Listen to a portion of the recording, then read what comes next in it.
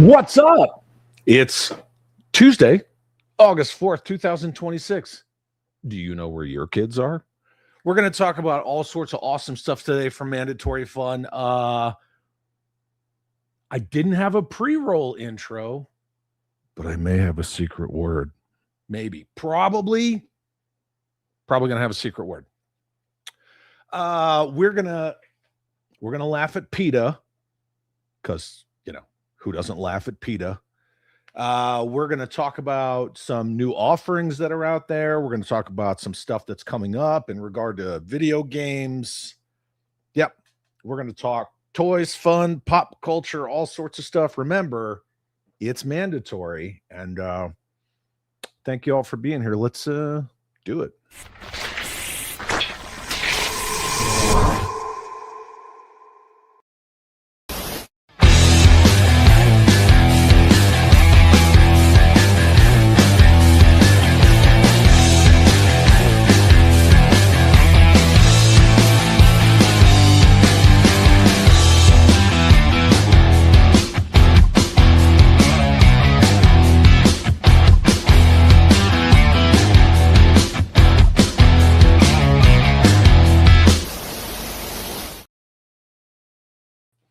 Is the secret word spoon? No, this is most definitely not spoon. We'll get to it in just a minute. Michael Zimmerman says trolling PETA was most of my day when I worked at Radio Shack. Let me know if you see a Radio Shack. If anybody knows what movie that's from. What do PETA and Radio Shack have to do with each other? I really don't know. I'm a little confused. Trolling PETA could make an interesting band name. Yeah.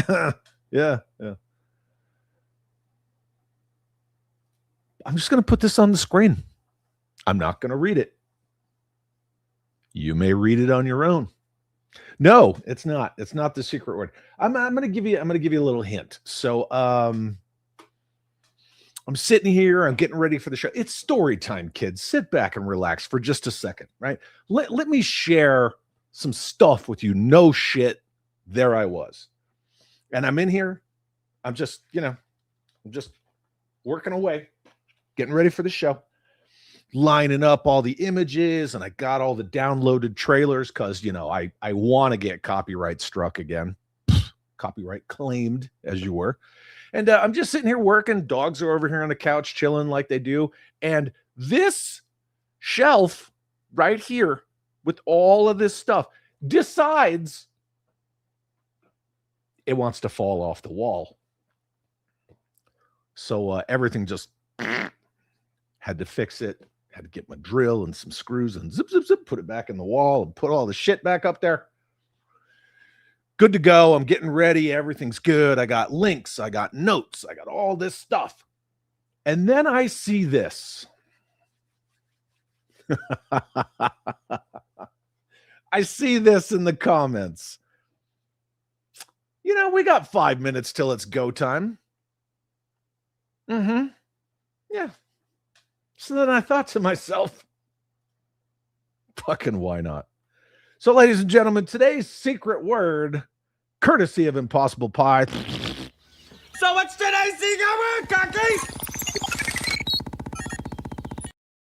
Today's secret word is... Whenever anyone says a secret word, scream real loud! Yeah, there you go. Now, that being said, in hindsight, right? We're always trying to improve upon, and hindsight's 2020 and all that stuff. Yeah.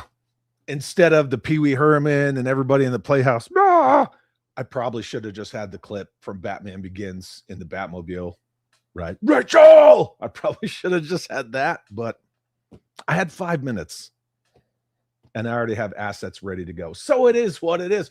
Justin Booth, good to see you, my friend. We're going to be talking about Justin in particular, and dollies shortly. Yeah, absolutely. InDesigns, what's up, dude? Good to see you from Oahu. Yeah, I am jealous. Oh, look at it's the only state I've never been to. Yeah. There's one state in the U.S. that I've never been to, and that's Hawaii. There's one continent I've never been to, and that's Antarctica. The latter I will probably never see, but at some point I'll make it to Hawaii. You know, whatever it is.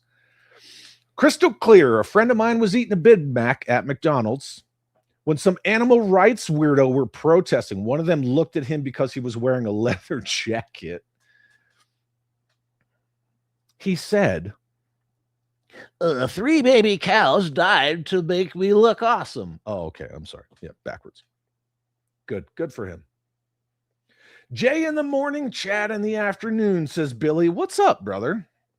I was wondering if Jay was gonna raid it in, but it was nice to hang out and watch him play Metal Gear and Metal Gear Solid 5 and figure out how to use the mortar and stuff. That was awesome. Yeah.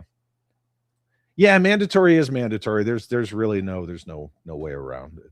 No. Get to the oh shit, he said it. Fuck.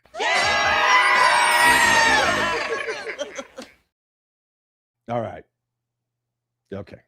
You got one. Everybody gets one.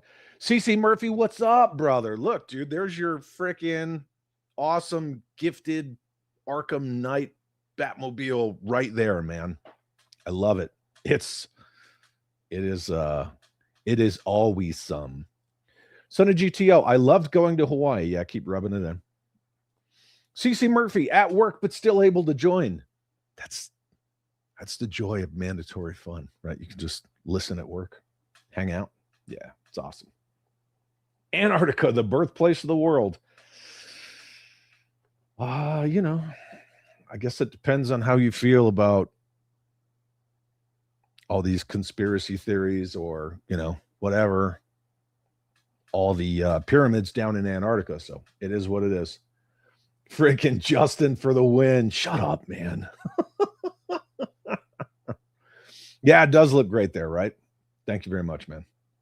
Justin Booth right off the bat. Shut your mouth. Crystal clear.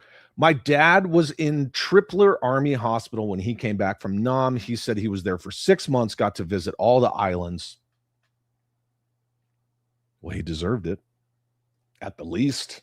Yeah, 100%. InDesign says, again, it's just being slow. I don't know why. If any of you guys come to Oahu, plan to come when the once a year biggest nerd convention happens, Kawaii Con. That's kind of cool, actually. Thank you for that public service announcement, my dude. Speaking of public service announcements, we just need to get it out of the way. Our good friend Milt Connors, who always makes the best designs, says that this person would make an awesome Batman villain.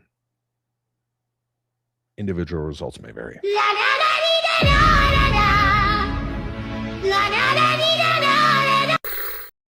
You know, I don't know about that. I really don't.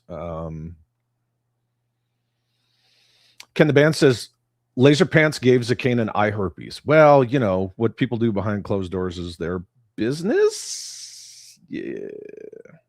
Milk Connors, I can't even fix my mental state, let alone go to 50 states.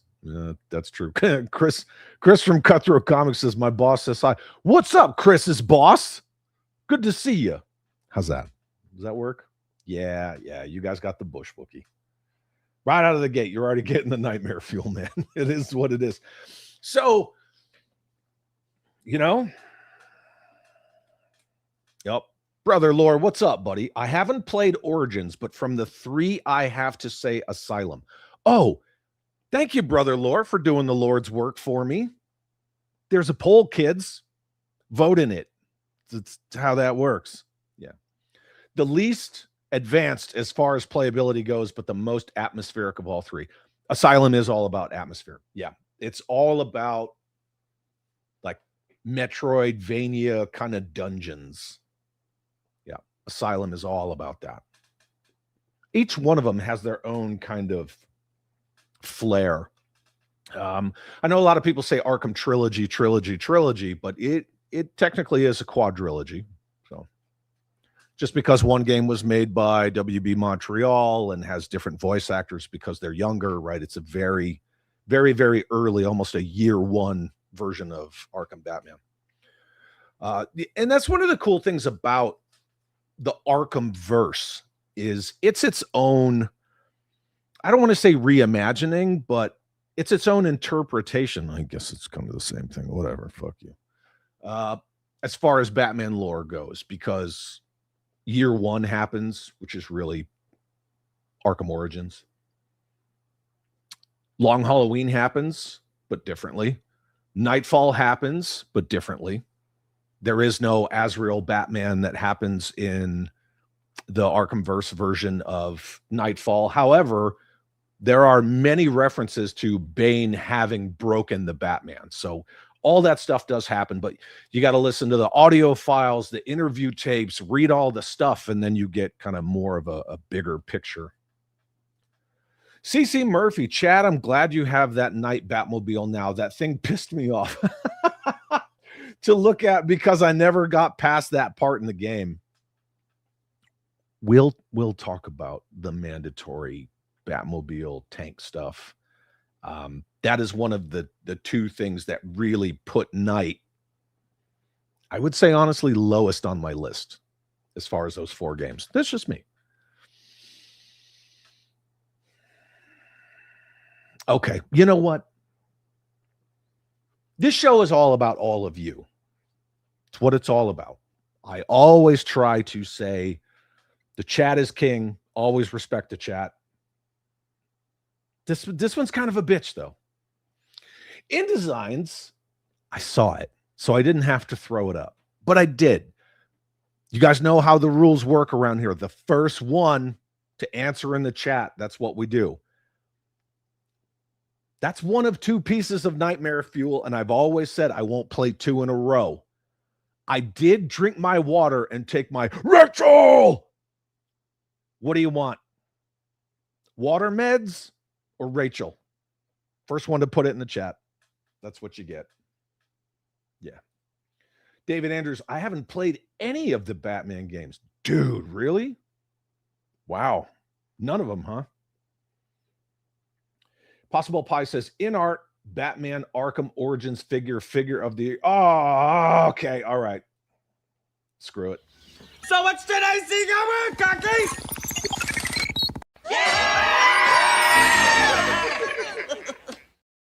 I pressed the wrong one. You know what? I'm going to remove secret word and just leave the screen. Okay, there you go. InDesigns. That's for you, man. Cutthroat Comics says maybe in the future we can get an absolute Batman game. I don't want that. I don't want that at all. Crystal Clear wants the palette cleanser. I can't play that many clips in a row, man. Don't worry. She will make an appearance. Sona GTO says, I need a poll that has all of the above. No, I don't. Favorite. You got to pick one. That's it. That's all there is to it. I almost Kobayashi Maru'd the thing and said, if you could only keep one. So, yeah, mandatory tank fun, even though it's not a tank. Yeah, it's not. Definitive Batverse fight me, says the angry Christian. First of all, that's a rad name. Second of all, yes. I agree. I really do. I wanted to see it expanded a little more. But, if you want to see an awesome Arkhamverse animated movie, it's Suicide Squad Escape from Arkham, right? Assault on Arkham, as you were. Yeah, that is an Arkhamverse movie all day long. CC Murphy says, I liked getting to drive the Batmobile, but having to sneak past the tanks was just too hard for me. Yeah, all the tank battling stuff and, oh, you got to do this with the winch and blah, blah, blah. It's nah, no. Is she as hot as Med's butterfly face? He is hot. Dude, you're going to have to retype that. I have no idea what you're saying. Son of GTO liked them all. Okay, but you didn't like one the most?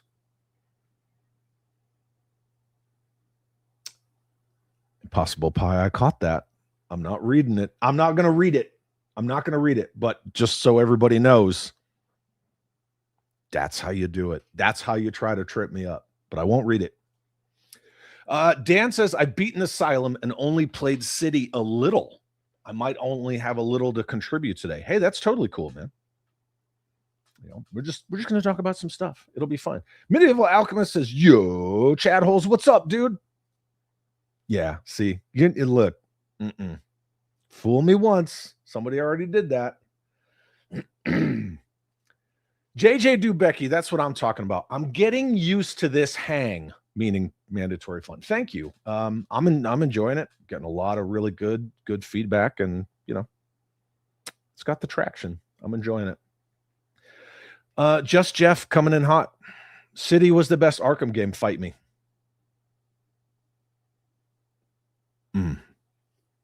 I can't vote in my own poll, so I didn't vote. No. Oh. Is Rach, we can say Rach, didn't get me, as hot as the Meds butterfly face shim? This one? Just checking in. Have you drank water today? Did you eat? Did you take your meds? Ah, dang. This is how it looks on my screen. Ma'am. Mm-hmm. I need to put up some new, little icons. Origins may not be the best, in my humble opinion, but it had a great vibe. Origins was underappreciated, underrated back in the day. In 2013, I have notes. Yeah, 2013 when it came out. But nowadays, Origins is getting a lot more love. A lot more love. It's freaking challenge accepted, fool. Medieval Alchemist agrees with Jeffy. City was peak.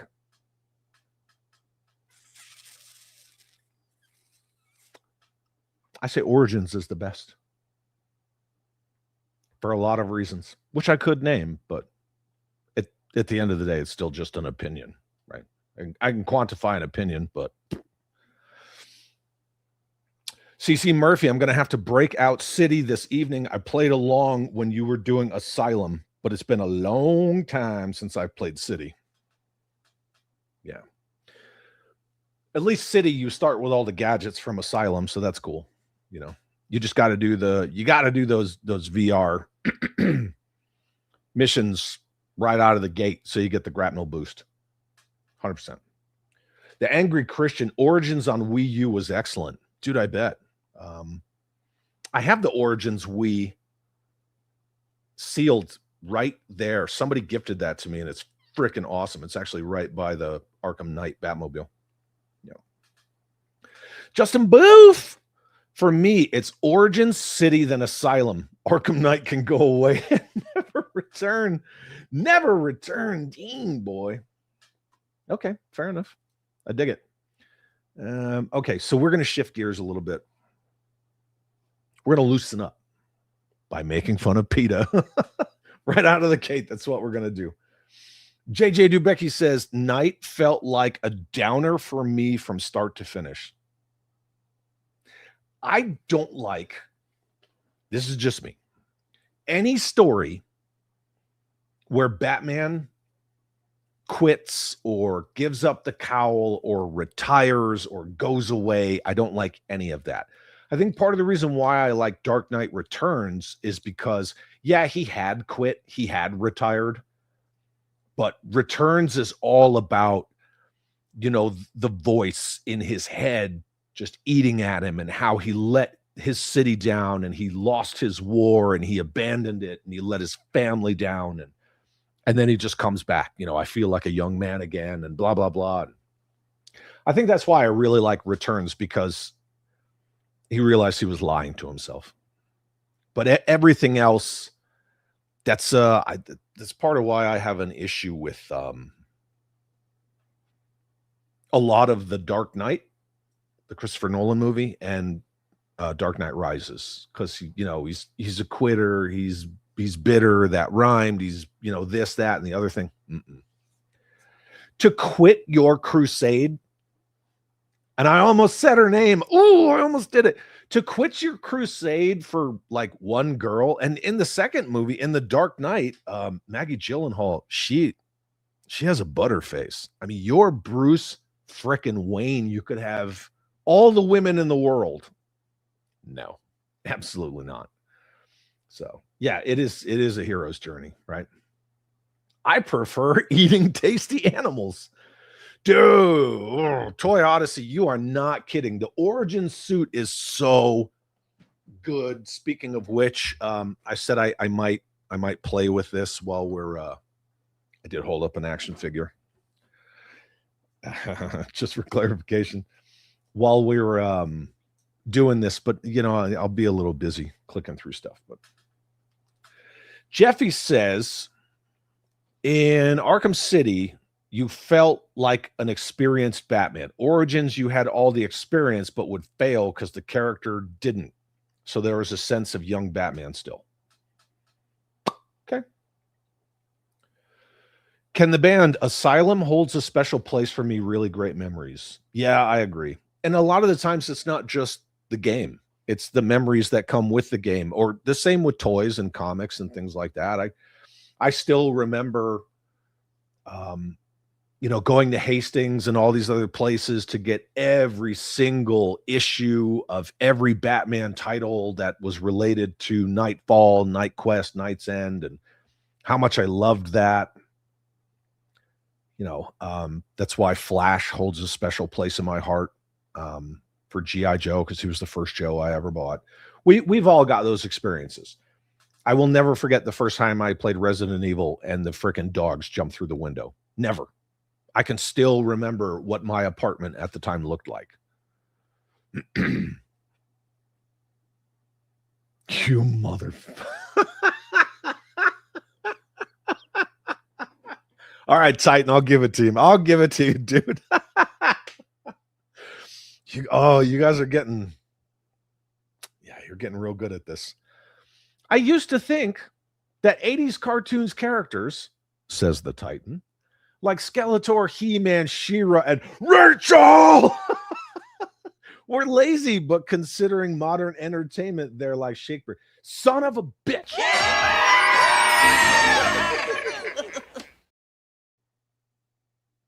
For anyone just joining us, the secret day of the word is Rachel. Yeah. Brandon, what's up, brother? It's good to see you, man. Medieval Alchemist. It's simple. Batman does not quit. He has an indomitable will. There you go. Absolutely. That's what it is. Origins has the best suit design and storyline.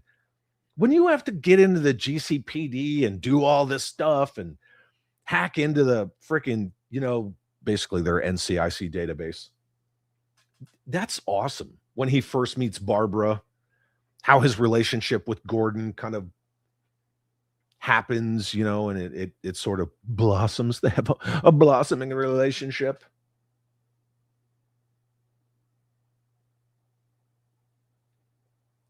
See, I like the fact that if you're not doing it for the scream, that you guys are abbreviating it.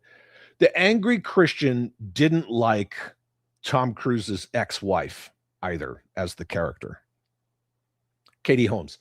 I liked her better than Maggie Gyllenhaal, but I agree. However, at the end of Batman Begins, right, she says, "This is your mask," and she touches his face. She said, "The Bruce that I knew never came home." That's the way that it should be. That's exactly how it should be. Justin Booth says, oh, wait.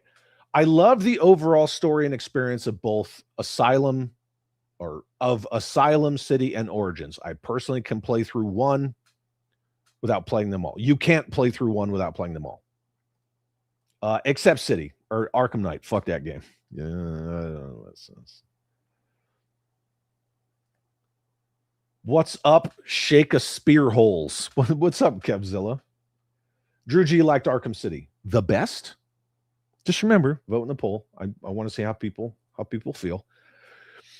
Brown Coat, good afternoon, my dude. I never played any of these games, but I watched my godson play through them. Those are my favorite memories from, dude, that's awesome. That is absolutely awesome. Toy Odyssey, agreed, Chad. Batman quitting the cape and the cowl and Rises pisses me off. Begins is the best of the trilogy. Yeah. Absolutely. Abso-freaking-lutely, man. And, Arkham Knight is good all the way up until he, throws the Joker and gets him with the grapnel gun and hoists him up and he's upside down. I think that's where that movie should have ended, personally. Everything after that, it just falls apart. Jim Largo, at least it's not Martha. I liked that scene. I did like that scene. That was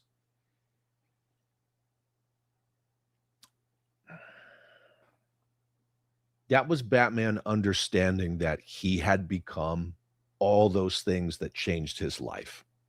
I like the scene. I know a lot of people don't. Ace's Place, what's up, my dude? Happy Tuesday. Chad Holes, happy Tuesday, my man. Arkham City is the best. There you go. Jeffy says, Jason Todd ruined Batman. Good job, Arkhamverse. Expand on that. What do you mean? How did Jason Todd ruin Batman in the Arkhamverse?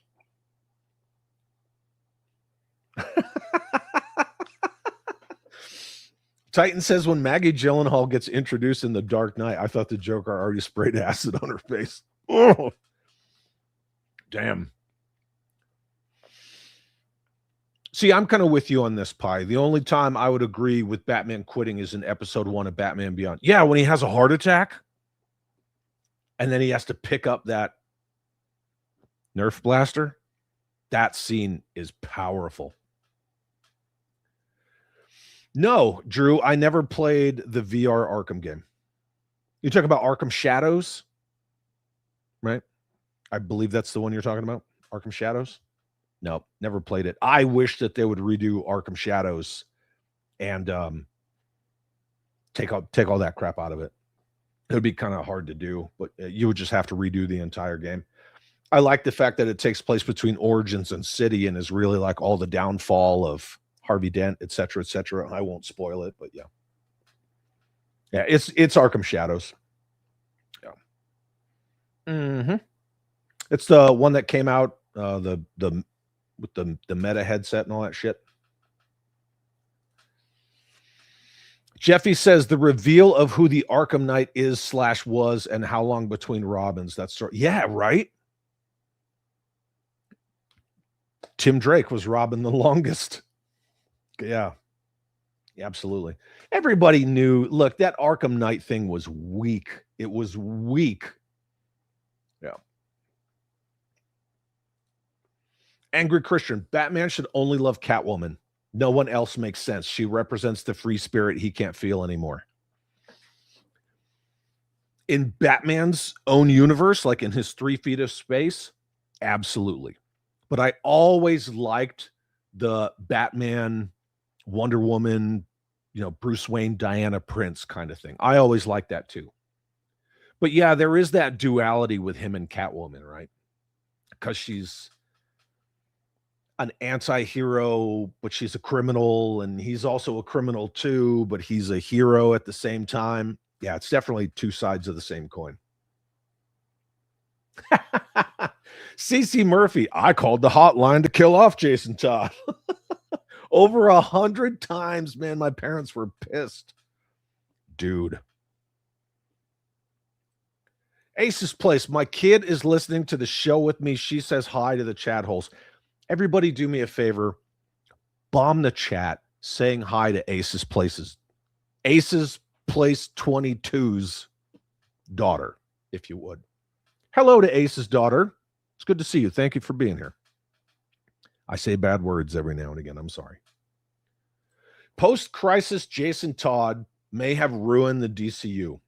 Certainly post-0 hour Jason Todd. Yeah. Red Hood and all that bullshit. Oh, JJ Jeffy's going to get butt hurt, man. He loves Red Hood. Red Hood is like Jeffy's jam. In my opinion, Maggie Gyllenhaal is a butterface. I like everything about her but her face. Yeah, that's why I said that. Yeah, 100%. No, G.I. Joe 66. I saw it. I'm not reading it. Caught it. I caught it.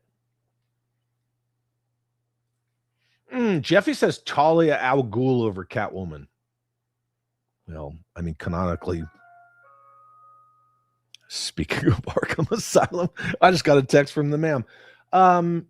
Canonically, she is the mother of Damian Wayne, right? So, I think they should have brought Damian Wayne into the Arkham games because Talia does make reference to the night that they spent together in whatever Metropolis or Paris. She talks about it in Arkham City. There's your in. But no, we had to do Arkham Knight, not Red Hood, becomes Red Hood, Scarecrow, and then Batman quits. Scarecrow. I think Scarecrow as a Batman villain only works so far. I don't think that he has the ability to really get one over on Batman like that. You know, he has a will of steel. So, yeah. Medieval Alchemist will be back later. Cool, man. Thanks, buddy. Hello there. Yeah. Awesome. Look at all you guys.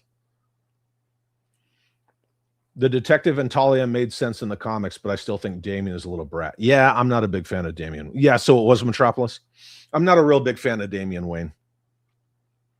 I have one figure of Damian's Robin, but, you know, Bat family, right? It is what it is. But Cassandra Cain can eat shit and die. I loathe Damian Wayne. Yeah, Damian Wayne is very 50-50. Angry Christian says Talia al Ghul is more like an attempt to find a female Batman. It's an interesting take on that. Oh, his daughter's blushing. How cool. Browncoat says, I know I am in the severe minority, but Damian is my favorite. Hey, Jeff, I need you to kick out Browncoat, please, because he disrespects Tim Drake. Don't, but Tim Drake is the best Robin ever. 100%. Jason Todd works well as Red Hood more than Robin. But Kenzo, what's up, dude? No, you're not late for the fun. No, you know you didn't kick him out. You wouldn't do that.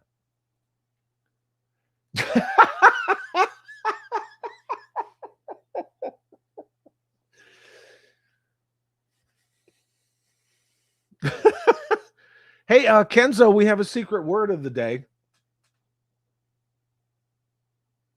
I love the way you spelled that. I was like, Talia being what? And then as soon as I put it on screen, Talia being Rachel! Ra's al Ghul's daughter was an interesting twist. That's dirty play, my dude. But here you go.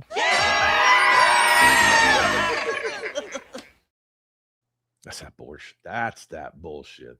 100%. Ooby dooby scooby. Haven't followed the comics in a long while. What's Tim Drake up to these days? I guess it depends on which continuity. They're always freaking changing it. So, no, 66. I say, I'm not reading that. I'm not reading that either. Daughter version of the Huntress is better than Damian by a mile. I like the Huntress when she's like, you know, the mobster's kid. Anyway, is he still Red Robin now?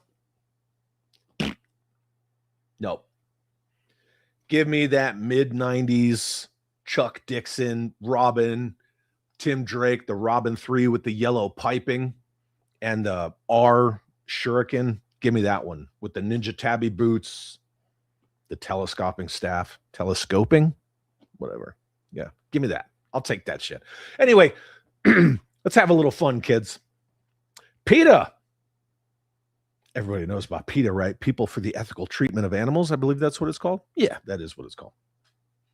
Tim's back to being Robin. Also, he quit being Robin again. Oh, that's right. He's still gay. Ugh. I don't know, man. Seems kind of gay to me. That's that bullshit. Totally that bullshit. Just because he's an established character, not because of the sexuality, but like they're comic books. Leave it out of there. Anyway. Either way, leave it out. It's stupid, right? That's people bringing in their intersectional weird shit. All right.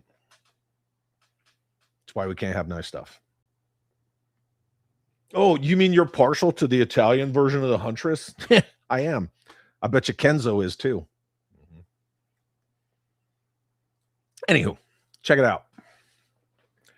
I love when, organizations like PETA or any of them, these ones, they're all about the message and being the heroes and all that stuff. And they want to flex, right? No, Angry Christian in the Arkhamverse, he is not. No, he's all about Barbara Gordon. So PETA posted this, and the internet went wild. One lobster, in quotes, stood face to face with Maine Lobster Festival attendees. Inside the festival, 16,000 real lobsters are boiled alive, and every single one of them wanted to live. Okay. Yes, they do boil lobsters alive. Pardon me. My good friend Jesse from JLS Comics says, I bet there was at least one emo lobster that welcomed the boiling. Nico Tronus, what's up, brother? You're here just in time for the lulz. Sorry I'm late, Chad Friend and Ninja Franz. I was having a discussion with my niece and things got a bit racial.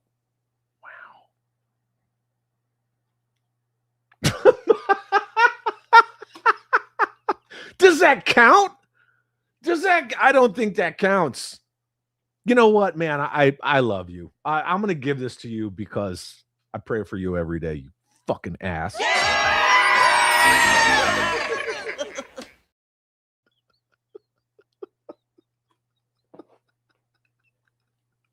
Look, this isn't fair. It's not fair.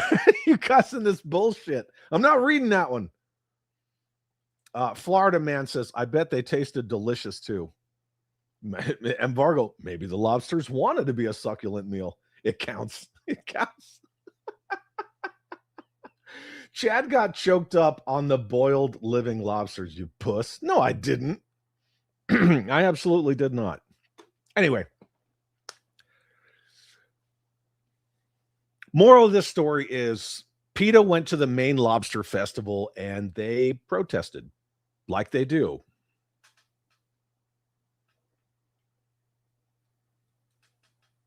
You guys ready? Are you ready?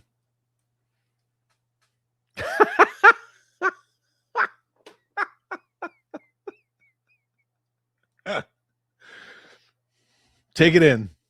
I'm just going to leave this on screen for a second. Take it in. No, Jesse, I'm not reading that. Sister or Gabagool, I'm not reading that. You guys are terrible, man. I bet the jackass who'd pick it up and walk away with it, don't worry, she won't go to waste. James T. Kirk would have hit it. He would, man. No, 66, you know what the secret word of the day is. Anyway, so yeah, this is their flex on please don't eat me, lobsters, right? Go vegan. This is their play on that. Would you guys like to see the comments? Maybe. I'd turn vegan for the message. Jesse says there's probably more. Oh man. Damn, dude, that is savage. Jesse says there's probably more crabs than lobster in that photo. Oh, man. Okay. Impossible Pie says, I prefer Pamela Anderson's old PETA advertisements. I don't.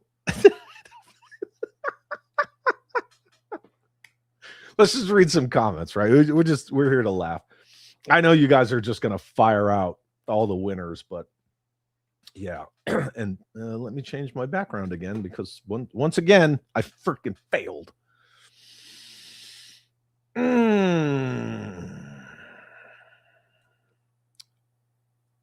This based chick, Blair, says, and suddenly everyone was in the mood for cake. And then PETA, right? They're just, I don't know if they deflect or they're tone deaf.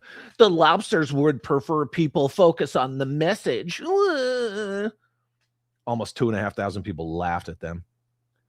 Josh Gibson says, the first vegan thing I'm eating. Remember that the chicken you may be eating had a family. That's why you order the family meal bucket.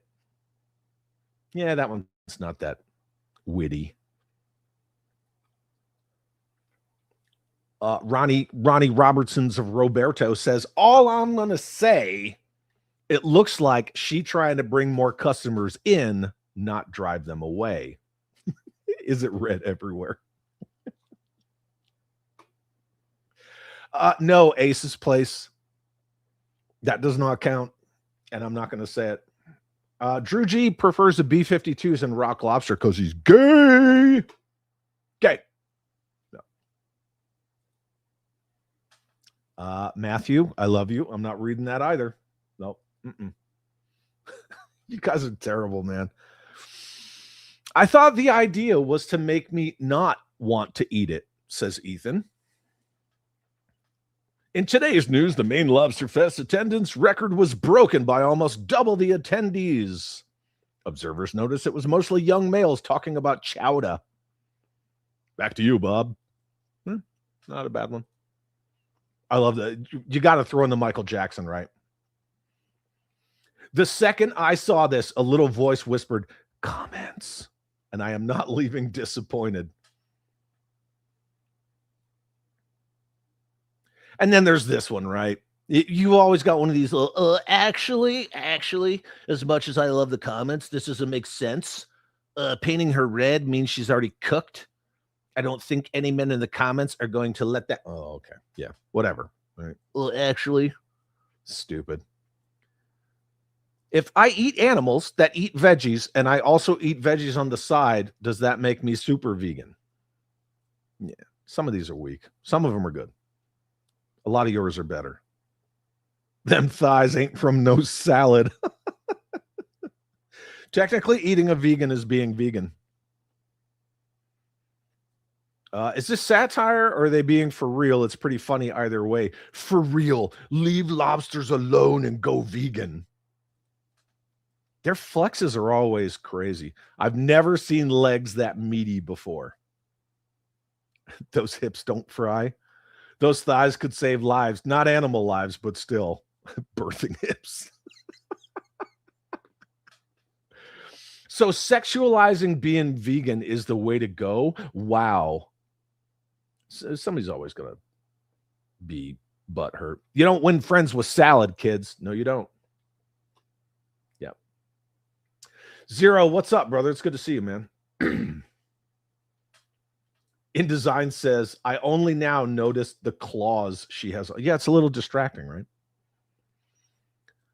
Anyway, so a woman holding a sign for animals shouldn't be more controversial than what happens to the animals she's speaking up for. I think this is the last one. It might be. Hey, PETA, were you dropped on your head when you were a baby, or do you just have an IQ of 68?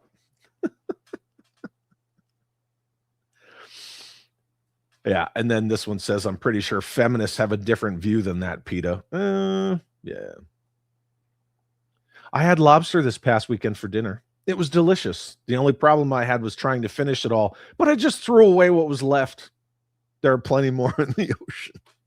So, yeah, I believe that's it. But yeah, PETA tried to flex with this. I don't think it went over very well for PETA.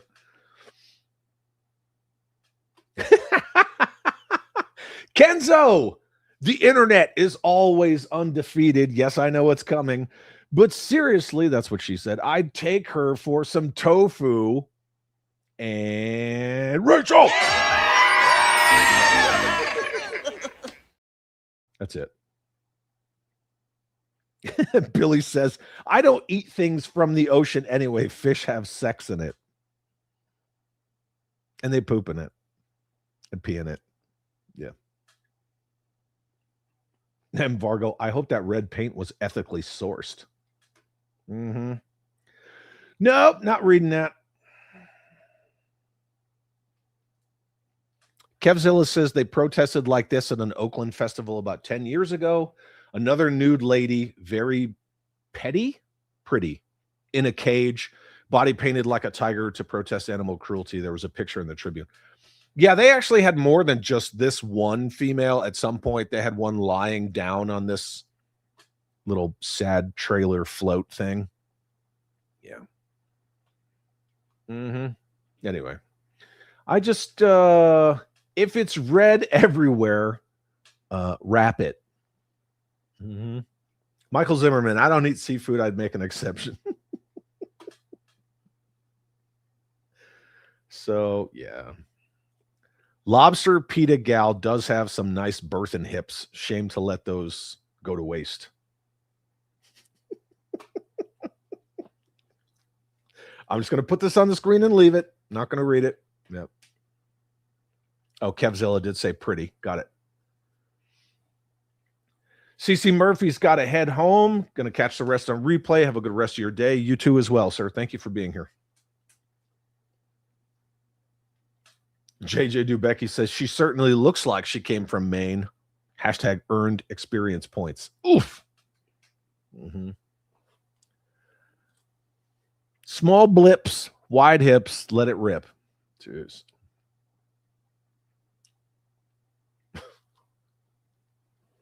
Anyway, let's move on from this. I wanted to show you guys this, and then not that. In case you didn't know, our good friend and my brother Jay Bartlett and Rob McCallum have put Action Figure Adventure Season 1, Season 2, and all of the Jay and Rob toy show from YouTube in one box set. And I think that's freaking awesome. This is a special edition slipcover. It's available on Vinegar Syndrome. I ordered it. I don't know if you guys care to order it. This is not like any kind of a paid advertisement, like not even by far. But in case you're interested, and it's cheap, it is not expensive, but there's the link to it. Even if you're watching this on replay and you just want to go check it out. I think it was like $25 or something like that. But I mean, it is all of AFA, all of Jay and Rob Toy Show. They got a lot of awesome guests on that show. And, they're both super awesome, sweaty, freaking nerds like the rest of us. So I just thought I would shout it out for the two of them because they are good people. And I believe that those guys are in it for the right reasons. So, yeah, there you go. Loads of bonus features, says Rob McCallum. But I just wanted to share that. And then something else for the cause. Our good friend, Justin Booth. Yes, she does. They're covered. Come on. This guy right here is selling a bunch of his 1/12 scale stuff. Justin, I don't know if you care to chime in the comments, but this is it says Arkham Knight. I think Origins is, a better representation of Slade Wilson, but that's just me. But yeah, so he's selling a bunch of his stuff at good prices to good people. And if anybody cares, there is the link to Justin's Instagram. If you want to hit him up for some good deals on some dollies. CC Murphy says, or I can just listen in the truck on the way home. Yeah, you can do that. Mm-hmm. The Days of Future Past homage is a nice touch, isn't it, though? Yeah. I mean, they're sweaty dorks like the rest of us. Of course, they're going to do some cool stuff. But yeah, Justin's trying to find good homes with good people for some of his stuff. Just thought I would share that with people. Anyway, let's get on to the main topic.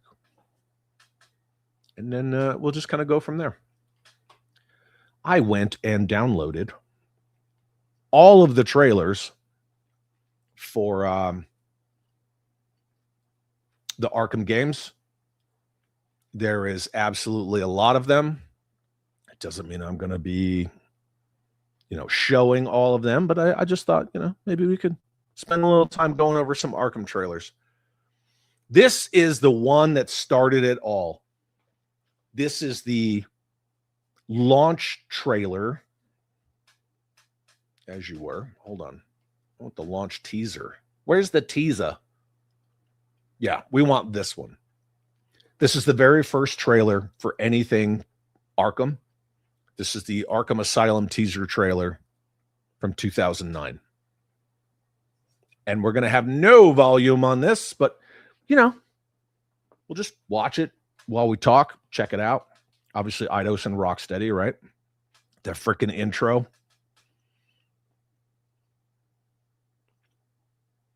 Yeah. I mean, this totally set the tone for everything that would be the Arkham games. It just gives you hints of everything. A little bit of the open world areas. Frickin' Croc. I love Arkham Croc. We're going to look at the Origins trailer as well. Yeah, we absolutely will. But yeah, I mean, that's a real quick Arkham Asylum teaser trailer. And now I got to go back. Blah, blah, blah. This is the longer Arkham Asylum launch trailer. And they had trailers for everything. Predator Vision, Free Flow Combat, a Joker one, a Batman one, a Gordon one, Bane, on and on and on. So they did, let's say, spoil a few things. 15 years ago, damn. Yep. 2009. Mm-hmm. That was a hot minute ago. Justin Booth says, I appreciate the shout out, Chad. You're a real one. You're welcome, dude. You are welcome. Yeah. Again, if anybody wants to get some good dollies from a rad dude, just hit up Justin Booth. Angry Christian says the DS Arkham game is underrated. I agree. I really agree. Angry Christian also says this is the best Joker of all time. I love how the Arkhamverse, it doesn't directly tie into the Denny and Tim animated series, BTAS, but it kind of does at the same time just because of a lot of the voice actors. So. Justin Booth says, I'm going to be off the rest of the week. I'm going to have to play all three of those Arkham games back to back. Well, actually, there's 4 console ones, and then there's others as well.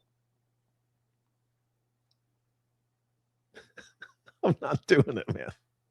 You know what? Screw it. I'll do it. Drew G says, Chad, have you seen that fan-made Arkham trailer combining all the games as an homage, using a song from either Stevie Wonder or Rachel's? That I just made up, you fuck.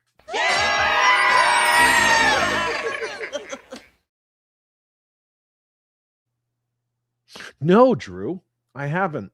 I gave you that one for free, dude. Justin Booth says, I'm not claiming the rest of those POS games. You better claim Arkham Origins. You better. You better. So anyway, yeah, we'll just take a quick look at the Asylum launch trailer. It's just kind of setting the mood for the game.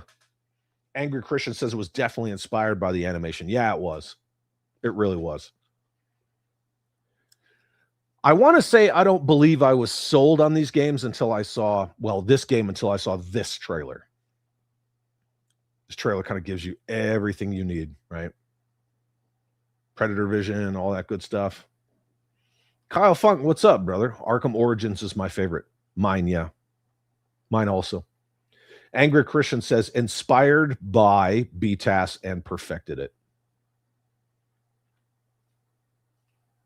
Mm-hmm. Kyle Funk says, catching the replay, Chad, heading to work. Also, I'm loving the Assassin's Creed Black Flag remake. Nice, man. Appreciate that. I have not played it. I have not. But yeah, I mean, this trailer really shows everything that Asylum could do. Tom Miller, what's up, my friend? Little late to the party. Hope all is good. Yeah, all's great, man. All is great. Jim Largo says the diseased Joker plotline stuff in the Arkham games wasn't my favorite, but it works in their more brutal and distorted version of Gotham City. I agree. Yeah, I definitely agree. I'm not the biggest fan of, right, the Titan formula, like poisoned his blood and blah, blah, blah. I understand that it's like the main plot point in Arkham City. I love that Bane. I love all of the character models for Asylum, for sure. I would have rather have not seen the Joker die in Arkham City. But they did need to move on from him for the third game chronologically. And that was a lot of people's gripes with Origins. Like, every game has the freaking Joker. Even Knight, because, you know, Batman is kind of poisoned and he's got the fear toxin and all this stuff going on, and he just sees the Joker all the time. You can't get away from the Joker in the Arkham games. I just look at what's in front of us at face value, and I appreciate the games for the games. But, you know, if I were to nitpick it, even though it's my favorite, I probably wouldn't have introduced Joker until later on in Origins, but, you know, then you might be rushing it. I don't know. It's a very Joker heavy game series. Jeffy says, but, you know, Black Flag, Ubisoft. Yeah, that's true. But Ubisoft made Ghost Recon Wildlands, kids. And we're going to talk about some Ubisoft and Ghost Recon here in a minute. Arkham Scarecrow was nightmare fuel. In a good way or a bad way? Do you like the Arkham Scarecrow or do you not? Harley Quinn looks so good in these games. I know, it's ridiculous. Like, they went through a lot of effort to really render that thong. You know what I mean? In a good way. Yeah, I love the Arkham Scarecrow. Even the action figure. I freaking love him. I love the Arkham Asylum Scarecrow action figure. I have the Knight action figure back here on the wall, but he's not open. Yeah, Jim Largo says the Scarecrow design in the Arkham games is freaking twisted and scary. I like it. I do appreciate the fact that when he comes back in Arkham Knight, that sack kind of mask thing is like grafted to his face because what Killer Croc does to him in the sewers. I like that there's kind of stakes in these games. Yeah. Name a more iconic Batman villain. Yeah, but that's, you know, I don't know. I'm just saying everything revolves around the Joker. I love how the stories tie characters together like the Bane Joker thing. Yeah, absolutely. Whichever one you were playing during those Batman streams were all pretty cool. Sorry, not a gamer. I played all of them except for Arkham Knight. I didn't get to that one yet. Notice I said yet. Yeah. But I played... I think we played Asylum we played Origins over 12 days in December because you had 12 days of Christmas. It's a Christmas game. Yeah. We played that for 12 days over December. Angry Christian, nightmare fuel, good way, bad way? Answer yes. I don't like the fact they made Bane and Solomon Grundy so ginormous. They are scarier when they're still human-sized. Bane is always, yes, they made him a little too big, but Bane is always large. Yeah.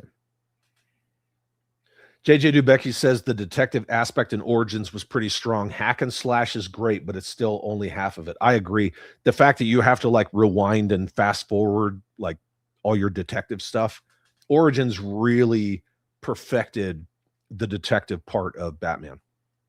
Plus, it also allowed you to break a ground takedown, which none of the games had done until then. So I appreciated that very much.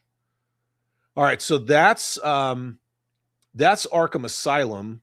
And just to be a cheater and pull up my notes, there you go. Arkham Asylum was released August 25th, 2009, sold 9.5 million copies. Now we'll move on to Arkham City, released October 18th, 2011. 13 million copies sold of Arkham City. 13 million. Easily the most successful of the Arkham games, by far. And it's got a teaser with obviously like sick Joker, right? So we'll just kind of put this up.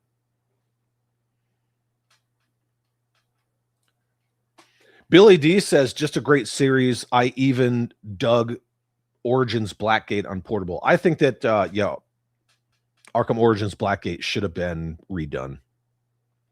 Yeah, so it wasn't just portable.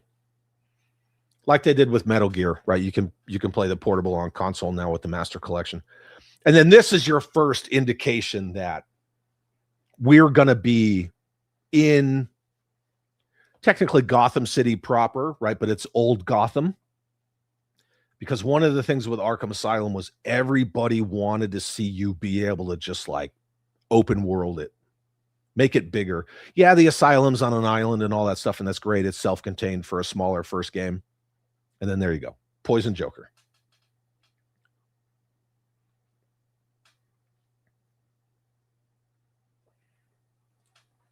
Justin Booth says, I need to finish up my Mattel Arkham 118 scale figure collection. I'm waiting for Clayface, Solomon Grundy, Azrael, Nightfall, Azrael, Batman, and Deadshot. I'm surprised that you didn't have the secret word of the day in there because it probably would have got me.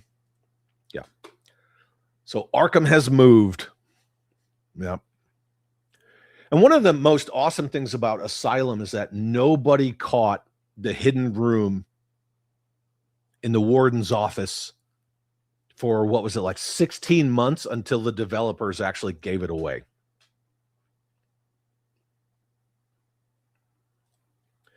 What do you think of the precursor to Arkham with the Batman Begins movie game? It had some of the same gameplay elements. It did. I liked that game for what it was at the time. It still holds up for what it is, but it doesn't hold up against Arkham. Like Arkham, the Arkham series definitely perfected that. But yeah, the Begins game with the fear meter and stuff, 100%. Angry Christian, Bane story. Rey Mysterio invents a steroid that turns him into a villainous Brock Lesnar, and he becomes dumb.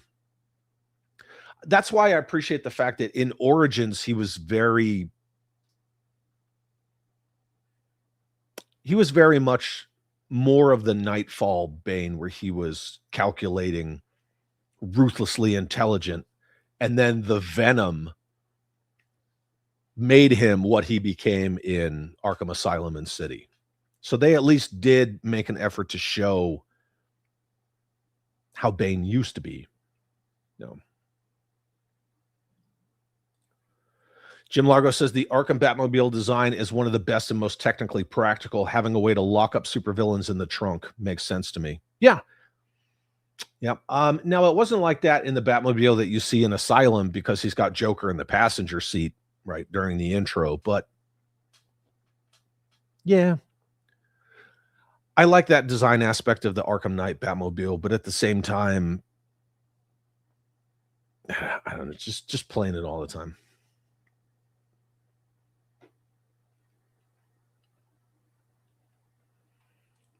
Justin Booth said, yeah, it was a good game, but the Arkham games were the evolution of that. They were. Yep. Yeah, Begins had the fear meter. And in Arkham, when you put on your Predator vision, which was kind of a play on the Starlight lenses from the comics, you could see their heartbeat and things like that, if they're scared, so on and so forth. And then they start firing randomly into the roof. Kenzo says it's like that guy on Resident Evil that injects stuff into himself to make him Krauser. Yeah. Watched it on Jay Bartlett's channel. Yeah, that's Krauser from Resident Evil 4. Mm-hmm. Justin Booth prefers the Asylum Batmobile over the Knight Batmobile.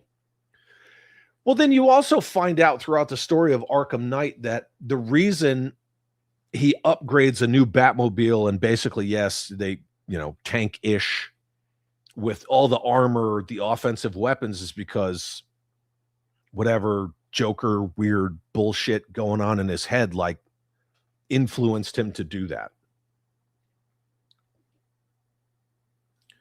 The Arkham Origins Black Mask Joker designs are slick and fit with the story. Dude, I love the Origins Black Mask. Yeah, before, after, whatever, the whole Joker reveal. But even Joker in that white suit looks good. And I appreciated Troy Baker as the Joker. I love Mark Hamill, but Troy Baker did a good job, a really good job, especially with a younger one. So yeah, so that was the teaser trailer. And I don't know what we're doing here. We don't hate the Dark Knight system enough. Man, shut up, clown puncher. Freaking jerk. I don't know why it set me all the way back, but it did. This trailer freaking blew me away. By far, this is probably the best trailer that the entire Arkham series ever put out. With Batman fighting the Tiger Guards on the roof and the reveal of Hugo Strange, freaking just blew it away. Angry Christian. Yeah, and this is always one of those really good, but why kind of comments. Makes you wonder how they could get that game so right and can't with the movies. Agreed. Ace's Place. Look at this flex. I still have this trailer saved on my Xbox 360. Hell yeah, dude. This trailer is, just look at the detail in it. It's so freaking good. The fact that you can find this, tortured Tiger Guard in Arkham City, it just makes the game that much better. And then you see other Easter eggs when we get into Arkham Origins. Yeah, this trailer absolutely just. What more do you need to know, right? It's just that good. I agree, Jim Largo, that Hugo Strange is an underrated Batman villain. And it's interesting in the Arkham verse. It wasn't that Ra's al Ghul discovered who Batman was. It was that Hugo Strange did, and he told Ra's al Ghul. I love that part. So good. Yeah, the Arkham Batman is really my definitive Batman.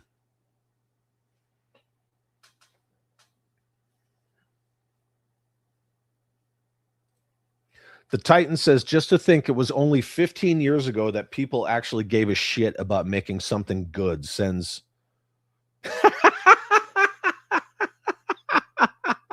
a Rachel down my spine. You freaking turd.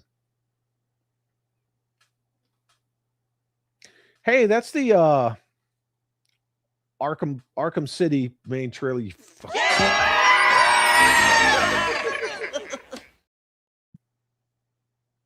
I like you guys, but at the same time, I kind of don't. Yeah.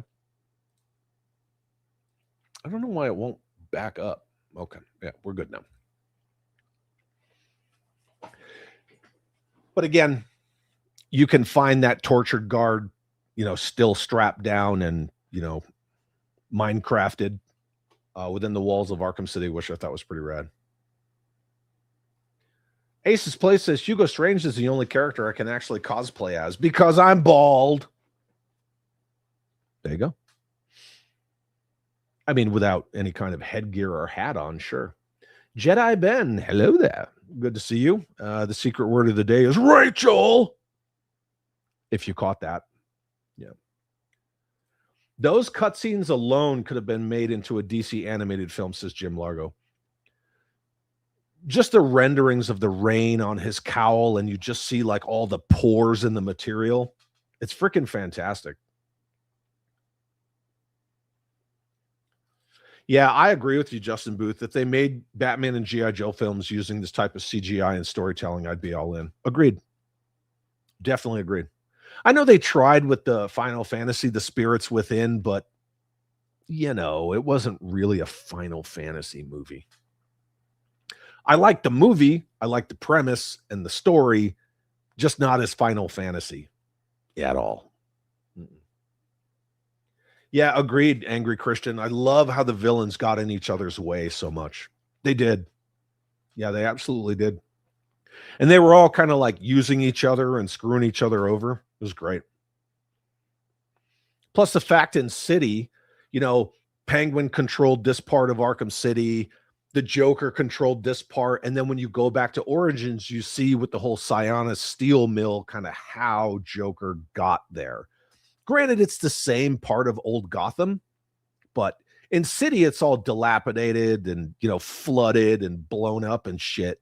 But in Origins, it's, pristine and pretty with snow.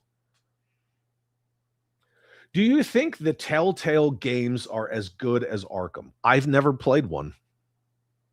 I never played the Telltale Batman games. So, yeah.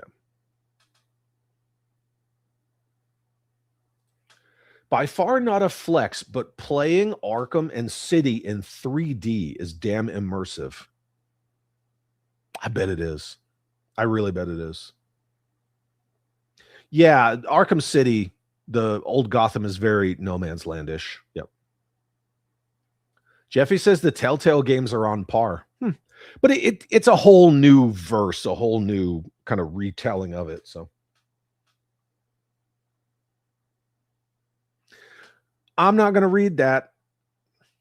The Titans says they have decades of great stories to pull from, but freaking Hollywood just can't get it out of their own ego. Agreed. Lady Shiva's freaking awesome in Arkham Origins. And the fact that they made her, yeah, I mean, she's one of the quote unquote assassins, but her entire file and all that stuff, it's a side mission. And I freaking love it. The figure is not that great. She's actually right above me. Not that great. Not a lot of articulation. Yeah, the fact that Penguin's monocle is actually a bottle that was busted off in his face. It's crazy. I'm a huge fan of the Arkhamverse version of Penguin. So now we're going to... Bear Living Charlie, what's up, brother? My favorite mortar man. Appreciate you very much. Old Gotham equals wrong side of the tracks. Yep. You ain't kidding. Kelly Hu was the voice of Lady Shiva. It's awesome. All right, so Batman Arkham Origins, and once again, I will let you guys see my notes because, yeah, enthusiasm over expertise. Batman Arkham Origins was released October 24th, 2013. Obviously, it was made by Warner Brothers Montreal, the only game not created by Rocksteady. I did put the note in there just to bring it up. Only sold 3.2 million copies at the time. All of these numbers are at the time. So that's not a lot. Deathstroke, right? Yeah, Deathstroke. I got to say, Origins has the best boss fights. Freaking hand down. I love them. The Bane fight is unforgiving. Again, right, with the CGI, and this could make a movie.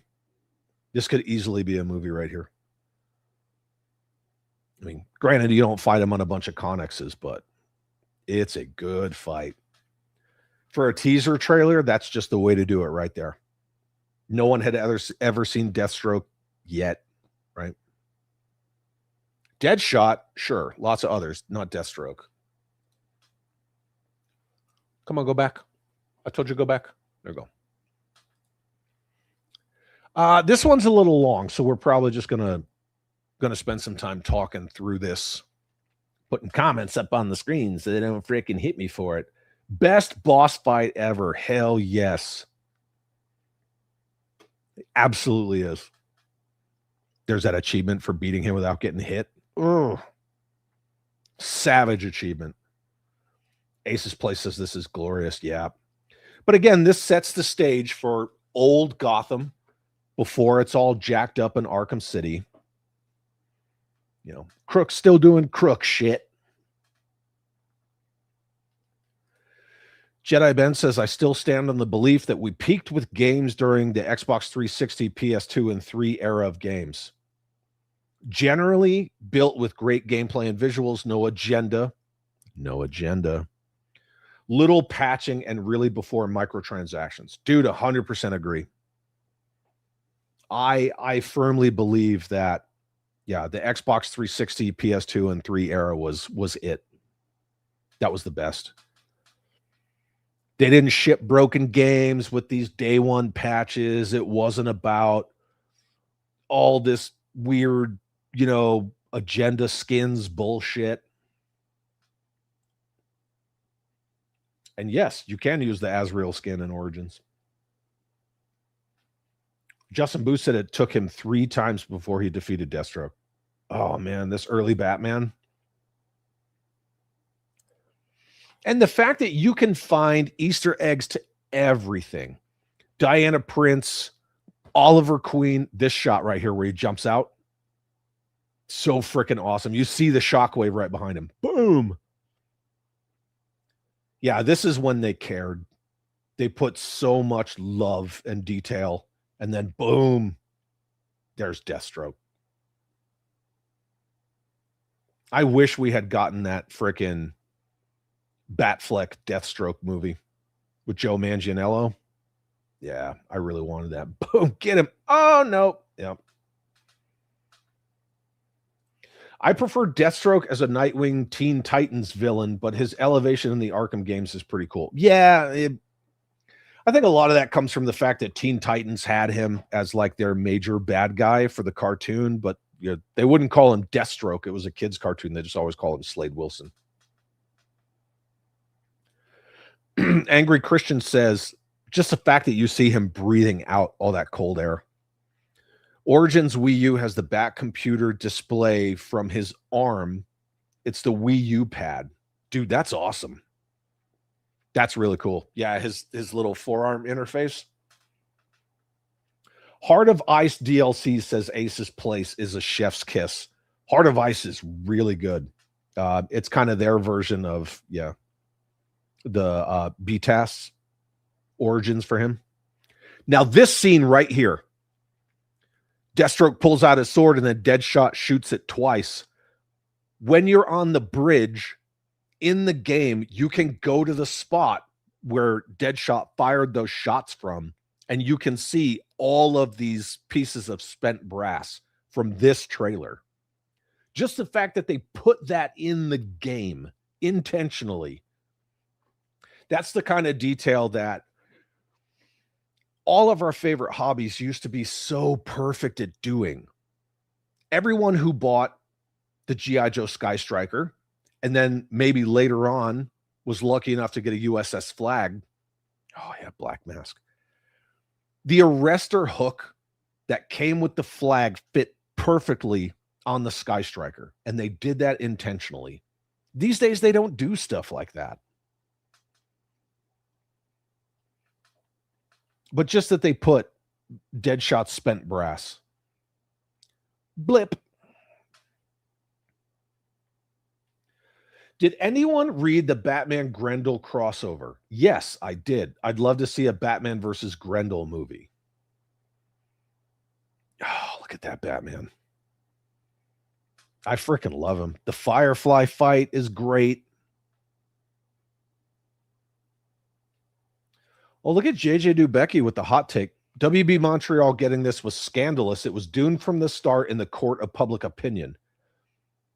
Okay, so it was doomed from the start in the court of public opinion. However, pause for dramatic effect. Let me get this off the screen. They had to use WB Montreal because they needed a game in between City and Night, and that was kind of the only way they were going to do it. So they gave WB Montreal all of the assets from Arkham City, and that's what they used. But they did update the gameplay, a lot of controls and mechanics. I understand why. I like Origins. Batfleck is the closest thing to this Batman on screen. Angry Christian, did you see that Kevin Conroy, rest in peace, he went on the record. He was asked about the live action Batman, and he said that Affleck was the best, and he was the closest to both Batman and Bruce Wayne. A lot of people don't like that. That Kevin Conroy, right, the ultimate Batman voice, said that Affleck was the best live action Batman. Yeah, Batman Grendel was on point.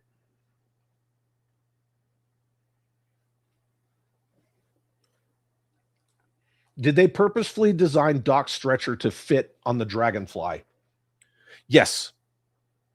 Yeah.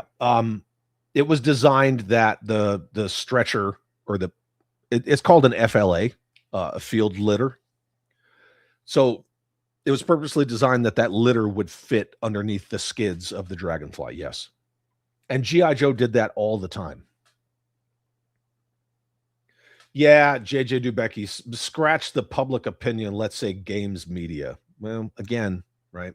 They're very fickle, but Origins is getting a lot more appreciation over the past couple years. A lot. Justin Booth says, I wish they had released more DLC stories similar to Heart of Ice. For Origins, agreed. Night got some really good ones. In fact, the Matter of Family Batgirl / Robin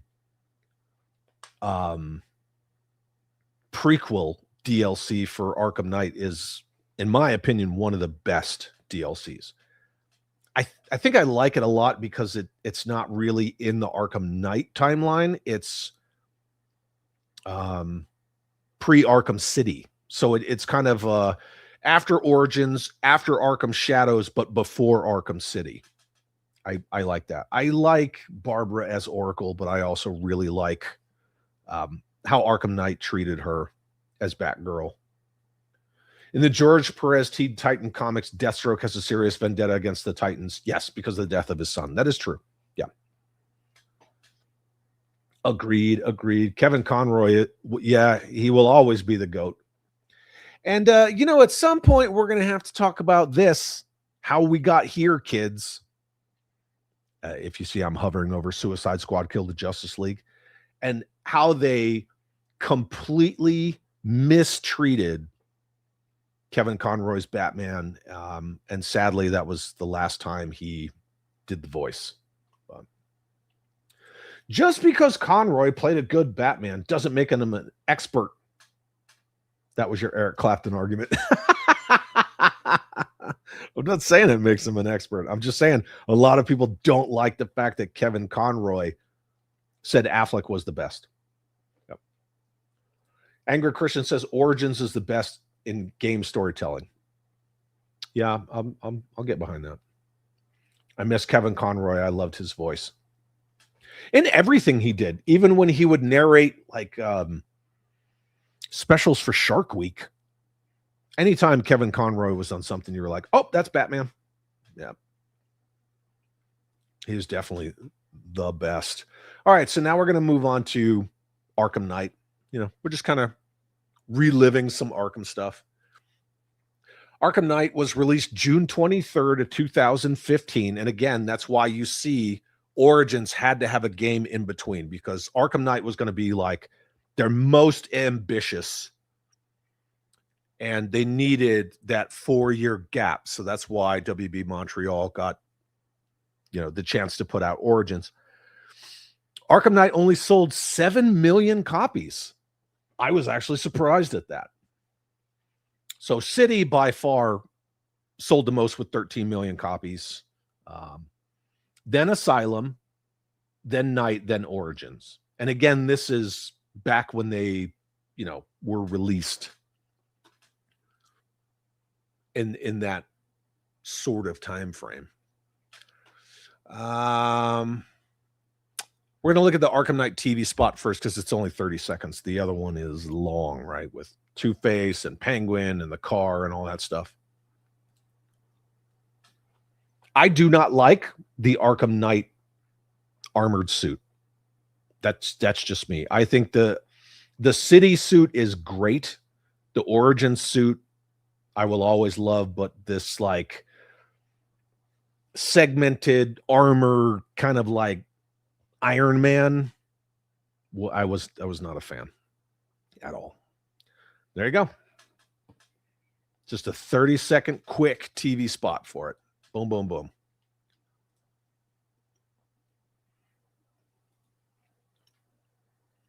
And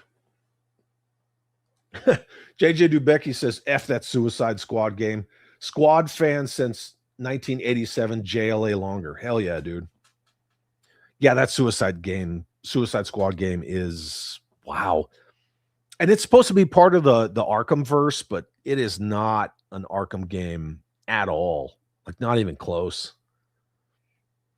If they had made a Suicide Squad related game, kind of like Assault on Arkham, and you're Batman versus the Suicide Squad, I'd have been okay with that. But the way that they, cancel the Flash's subscription and then piss on him, it's very disrespectful. And that's once we get away from people who are passionate about these projects. And again, you kind of see the slide. Paul Dini was not involved with Arkham Knight at all. He originally had stories for Arkham Knight, and they did not bring him back. They did not use his stories. You can tell, right? Arkham Knight has the weakest story because there's no, right? Dini was not involved at all. And then once you get to Suicide Squad, Kill the Justice League, it's all about that lack of creativity, all about microtransactions, just that ADHD freaking hyper-colored vomit of just stuff going on all the time. It's, we've seen images of what, like, Rocksteady, Rockstar, Infinity Ward, what all of these companies used to look like as far as their demographics and what they look like now, and there's a reason for that. You get people who worked on Asylum, City, Origins, and then, to a lesser extent, Arkham Knight. They care about the characters. They want to honor them. It's all about being the hero, right? And then once you get to Suicide Squad, Kill the Justice League, it's that whole, never meet your heroes, deconstruct this. They're weak. They're pathetic, blah, blah, blah.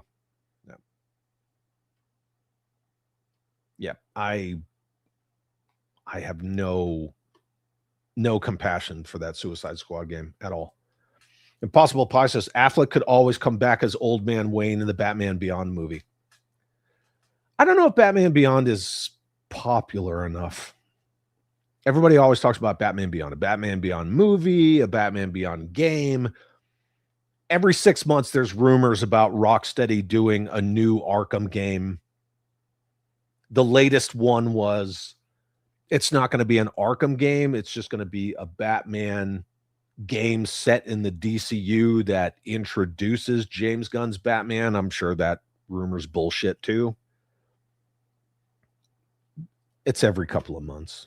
Kenzo says, it would be cool for me, since I haven't watched any of the animated series, to start from the beginning and watch it all. Yeah, man. It's good. I mean, the very first one is what? On Leather Wings, right? Man-Bat? I think that's the very first one. They don't even start the animated series with the Joker. Nope. Kevin always reminded me of how Jake the Snake would deliver promos. Interesting. Angry Christian says that the night suit is too shiny. Yeah, you're not going to hide in stuff that reflects everything. Michael Zimmerman, only one Batman in live action was man enough to not use rubber muscles. 100% Adam West. All right, man. All right. I'll give you that. Ben Affleck was a fucking beast, though. He's like as tall as me and just jacked as fuck. He was a beast. Justin Booth likes the metallic look of the suit in Arkham Knight, but the overly tech advanced armor suit was a bit too much. There you go. Hinderer, what's up, man? Good to see you, dude. We're getting sweaty on some Arkham Batman. I wish they'd do a White Knight Batman game.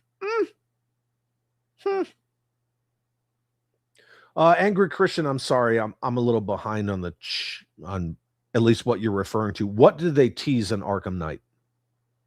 If you would expand on that, please.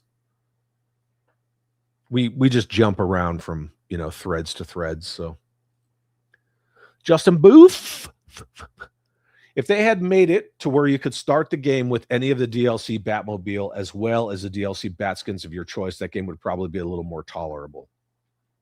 That I 100% agree with. When I play Arkham Knight, which I don't very often at all, I only play it in the Batfleck BVS skin. And I just play it as like something completely unrelated to the Kevin Conroy, Origins Asylum City Batman. I just treat it as something totally different. I agree. You should be able to use any of the Batmobile skins in the main game and not just the fucking racetracks. I think that was weak. Jim Largo says Batman Assault on Arkham animated movie is the right way to do Suicide Squad in the Arkham universe. Absolutely. 100%. Oh, is that what you were saying they teased in Arkham Knight? Was Assault on Arkham? Maybe. Side note, for the record, I did hold up my... Oh, dude, did you watch the Snake Eyes Origins movie? Put in the chat what you thought about it. Please put your thoughts in the chat. I was going to watch the 3 episodes that you sent me today as soon as we're done. I've been a little busy. The ma'am just came home yesterday. Tall Geese Zero says, I think Gotham by Gaslight could have promise as a game. Exploring the detective side would be cool. Yeah.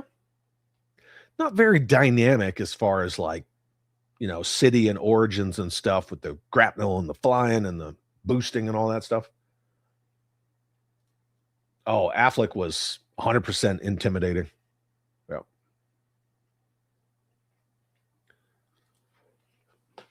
Ace's Place says, fun Easter egg fact. In Arkham City, Calendar Man says to Batman, I'll be there when you fall. Yeah, he says, I was there in the beginning and I'll be there at the end. That's what he says. That's my dog. And yeah, you see him in Arkham Knight when they do the whole Nightfall protocol and Wayne Manor explodes / burns to the ground. Yeah, you see Calendar Man in the crowd. He does say that, yeah. I was there at your beginning and I will be there at your end. Oh, they teased Batman Beyond. Gotcha. Big what's up, bro? Greetings, chat holes. I'm glad you're here. I need a detailed summary of everything I missed. Let's see. The secret word of the day is Rachel. And a lot of people already nailed me for it.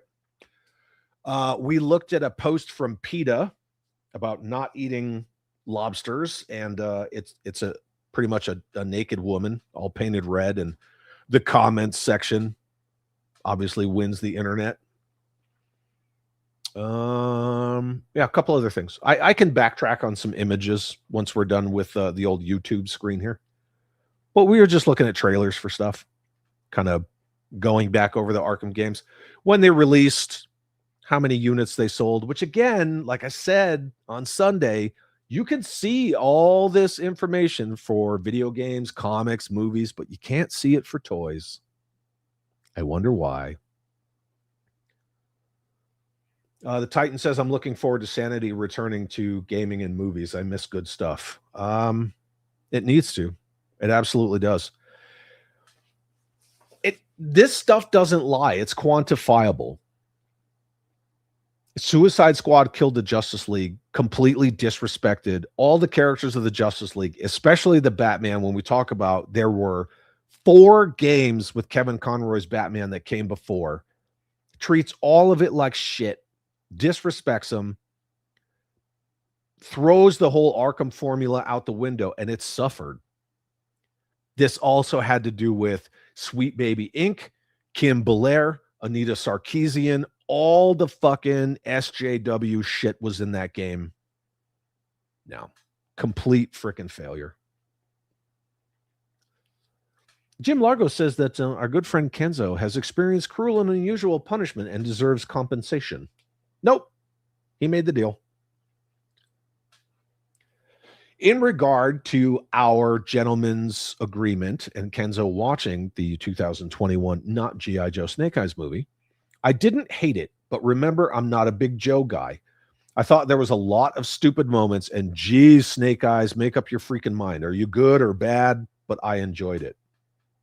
There you go. And then he's begging Jeff not to ban him. Yeah, Ace's Place. The small details are beautiful.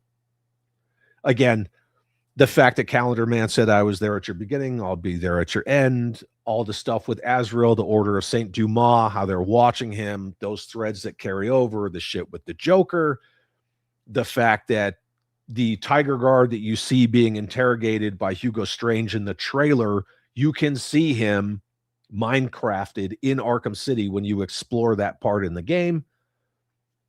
Deadshot, where he fired the shots from the bridge, you can find those pieces of spent brass. They put so much love and attention to detail in most of the Arkham games. Yeah. John says, hay is for horses. Is it? Yeah, it is. Okay, yeah.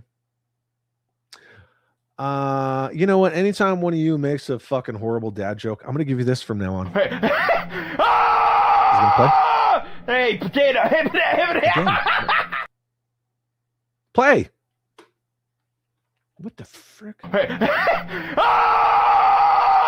Hey, potato. Mm-hmm. That's what you guys are going to get for shitty dad jokes. Just kidding. Thanks for being here, buddy. Sweet Baby Inc. is a cesspool. They absolutely are. Here's an idea. Arkham Returns. Can we have the Robin character from Dark Knight Rises? Do you want to come up here? Come here. Hey. Come here. Get up here. Come here. Come here. Come here. Come here. Come on. She won't do it. Come here. Say hi. Oh, there you are. There's my baby. Hold up a sec. Can you see her? Hi. What are you doing? You want to say hi to everybody? Look at me. I'm such a scary and mean Belgian Malinois. No, you're not. You're just a baby. She's just a sweet baby girl. Oh, there's Odie. Yeah, they both walked in. I just, it's very rare that she climbs up here. So the potato guy isn't as bad as the screaming guy. Are you sure you're saying potato is not as bad as this?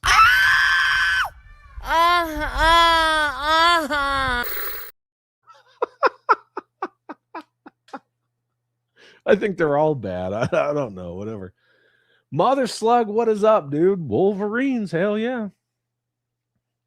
Oh, you guys did see it the first time? Yeah, I don't know. There's something going on with StreamYard where it's like doing a weird laggy deal.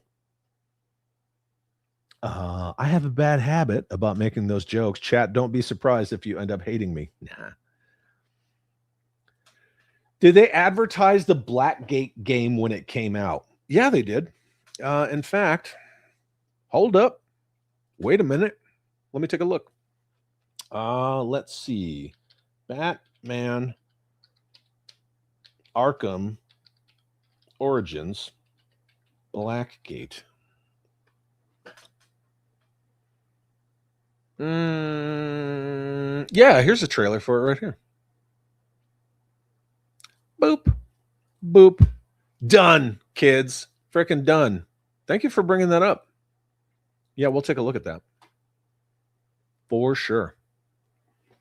I just put it in my downloads. There it is right there.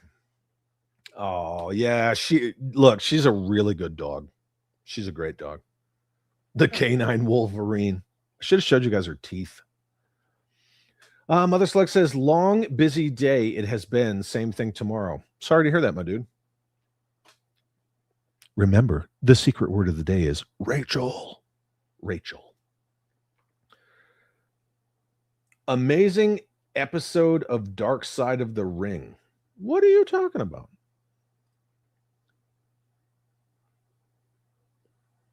We definitely need more dog feeding in toy tubery. Yeah. Son of GTO. Hey, Chad, what do you think of Batman Cape Crusader series? I think it's woke and I didn't watch it. I've been asked about that numerous times. I would have watched it if it wasn't for the virtue signaling and the race and gender swapping for no fucking reason. Specifically the gender swapping. Yeah. That has no place. None. It was literally just done for fucking those kind of points. Excuse me, ladies and gentlemen. I gotta be right back.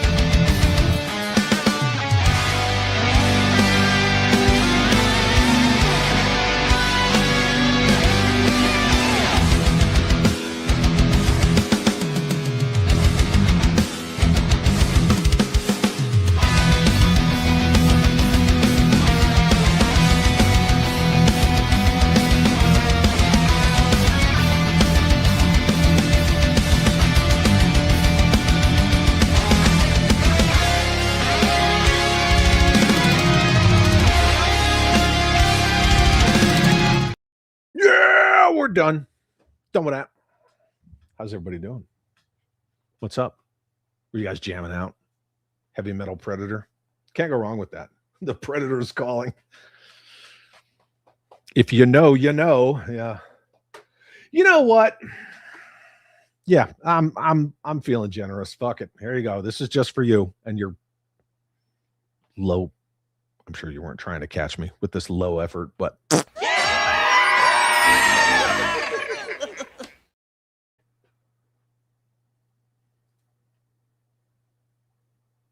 first season had some good storytelling. Gender swap Penguin worked well enough.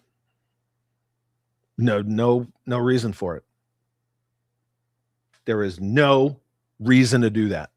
There's no reason to have Nora Freeze as Mrs. Freeze. There's no reason to have Oswaldina Cobblepot or any of that frickin' bullshit. None. Like, the most that I just go, yeah, okay, all right, whatever, is Black Jim Gordon in that bullshit sparkle vampire Robert Pattinson fucking vegan skinny ass Batman movie, which sucked because, by the way, it was just 7. I don't get down with it. And that's just me. If people like it, that's cool. I do not even a little. No reason. No reason to take Tim Drake and just make him gay. Other than agenda. That's how we get dog shit like Suicide Squad, Kill the Justice League. Agenda, agenda, agenda. All right.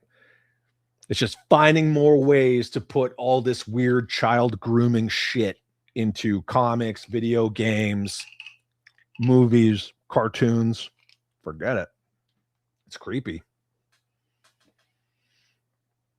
I'm not talking about in that show. They doubled down and went stupid with all the swaps in season 2. I'll take your word for it. Now, see, this is what I'm talking about right here, just to get like back to the sweaty. I thought that, so they did Origins with the Origins, voice cast and all that stuff and timeline. As far as Arkham prequel games, they did the VR Arkham Shadows. I really wanted to see a frickin' Court of Owls, especially since in Origins, when you're fighting Bane and the news choppers get their very first glimpse of the Batman for the general public to see, like he's not just an urban legend, like he's real. They are Court of Owls statues, pardon me, Court of Owls statues on either side of that open area on the skyscraper where Batman and Bane are fighting. And that's another awesome thing about these games. There are just Easter eggs everywhere. In Arkham City, when you're just goofing around, you can go see one of those big posters of the Flying Graysons and it says canceled. There's cool shit everywhere in those games. CC Murphy says, also, I need to listen on my way home more often. Only hit one red light my whole way home. Oh, you're welcome. We're good luck. I see what you said there, Bigum. But that's because Katie Holmes was pregnant. And her and Tom Cruise, they weren't really doing a bang-up job with their talk show circuits for their films at that time. They were both kind of wacky, if you remember. So I'm referencing this comment, but I'm not going to read it, and you guys know why. Wayne Tech Enterprises promises an electric car this year. I put my deposit down. Where's my goddamn electric car, Bruce? Yeah, that's awesome.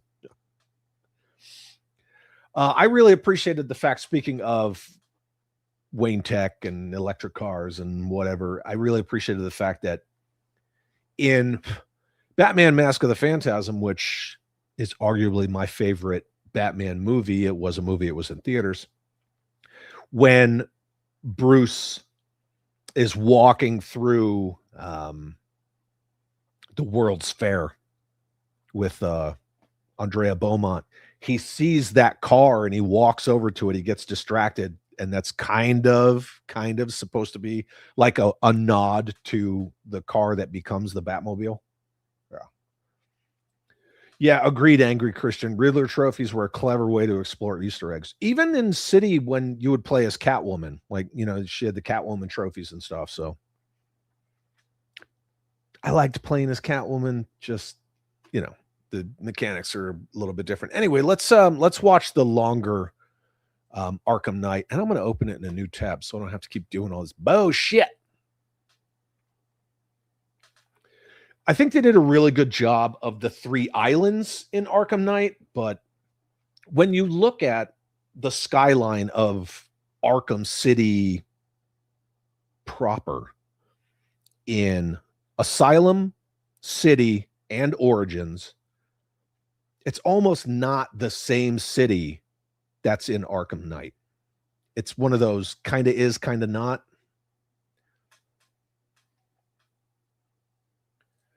Mother Slug says Riddler in Arkham isn't Riddler to me. He's way too high tech, especially in Arkham Knight, man, with that freaking mech bot thing. That was stupid.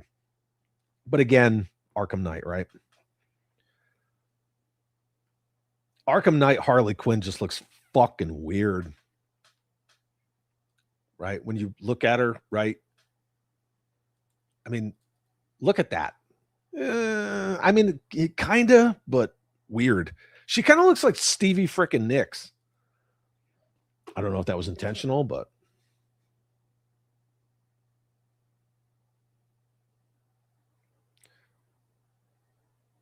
some of those shots felt very Arkham Origins, where he's just standing in the suit with no, cowl or cape. What'd you guys think of this car? Just that massively beefy fucking 6-wheel design for this car. What'd you guys think about it? I guess maybe it was 8 wheels.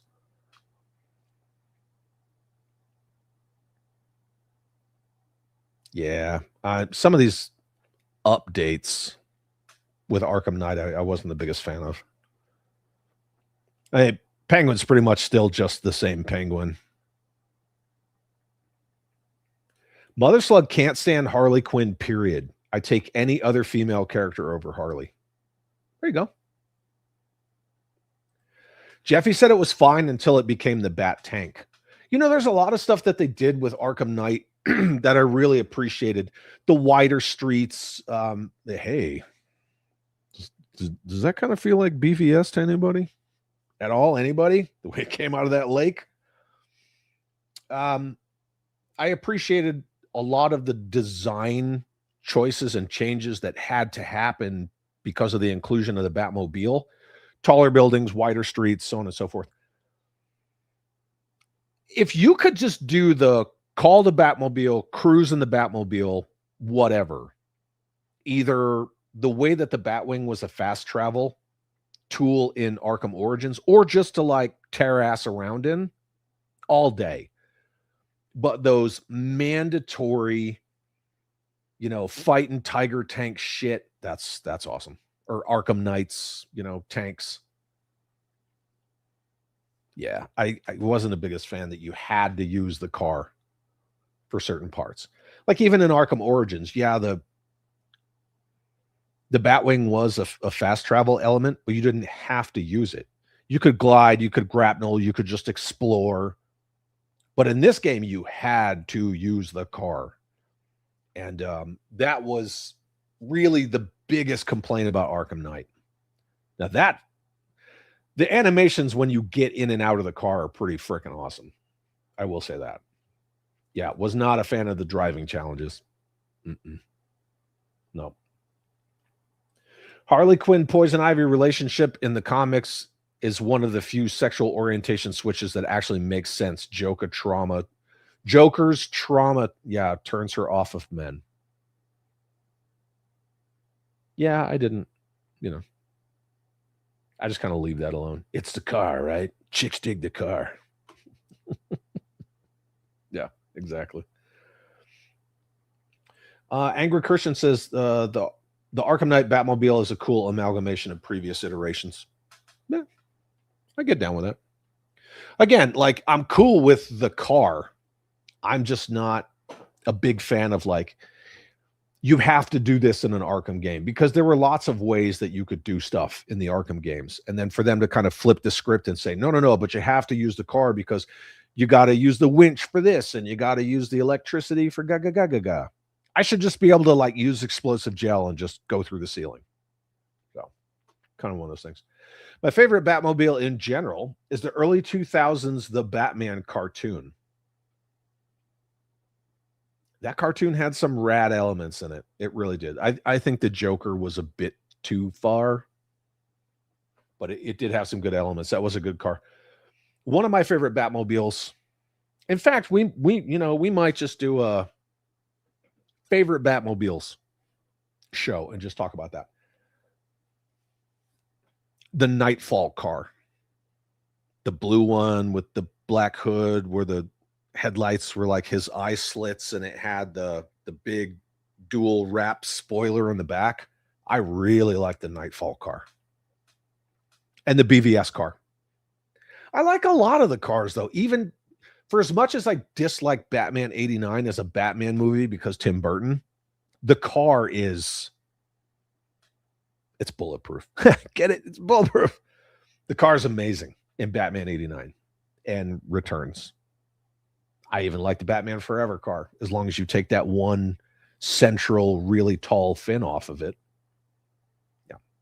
In fact, the original Arkham Asylum car was inspired by the Batman Forever car, just without that big fin on it. Nightfall Batmobile was awesome. Fuck yeah, dude. I love the Nightfall Batmobile. The animated series one as well. 89 Batmobile is king. I think 89 Batmobile was just a lot of people's introduction.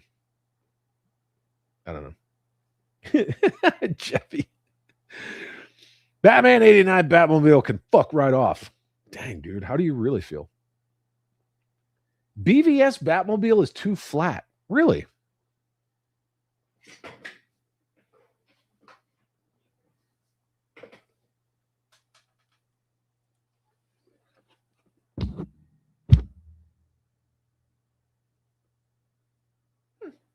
Yeah. I would call it streamlined personally. But to each their own. I always respect other opinions. Even if I don't share them, it's totally fine. You think that single cockpit freaking missile looking disco mobile is underrated? All right, I dig it. Oh, Bear 11 Charlie is all about the 66 Batmobile. Okay, got it. Banning Angry Christian. No, sir. We don't do that around here. Yeah. Oh, now we're talking. Speaking of Nightfall, are you excited for the animated version? I am stoked. Yes. I absolutely am. Everything that I've seen about it looks fantastic. I'm glad they made it 3 separate movies. And yeah, it'll be out next month. Just the fact alone that Chuck Dixon is praising that as the best interpretation of Bane ever. I'm all about it. Dark Knight Returns Batmobile. You talking about the tank? The Bat tank? Look, I love the fact that in Zack Snyder's True Justice League, you actually see the Bat tank at the dumps in the end of the movie. It's such freaking... Dude, yes, the Superpowers Batmobile. 100%. The Superpowers Batmobile and the Nightfall car have a lot in common. Yeah. The Titan says gadgets are such a huge part of what makes Batman cool. Batmobile, Batwing, grapnel gun. You damn it, man, again. You son of a bitch. Oh, Rachel.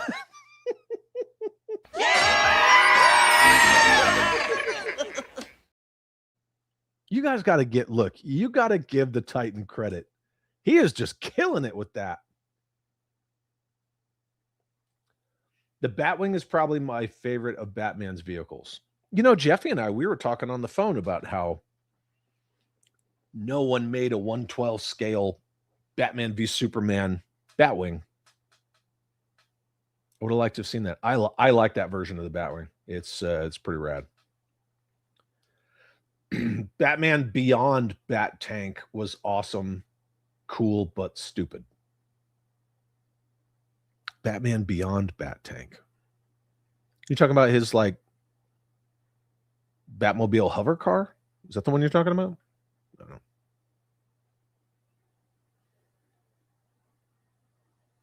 Yeah, I was talking about that, Jim Largo.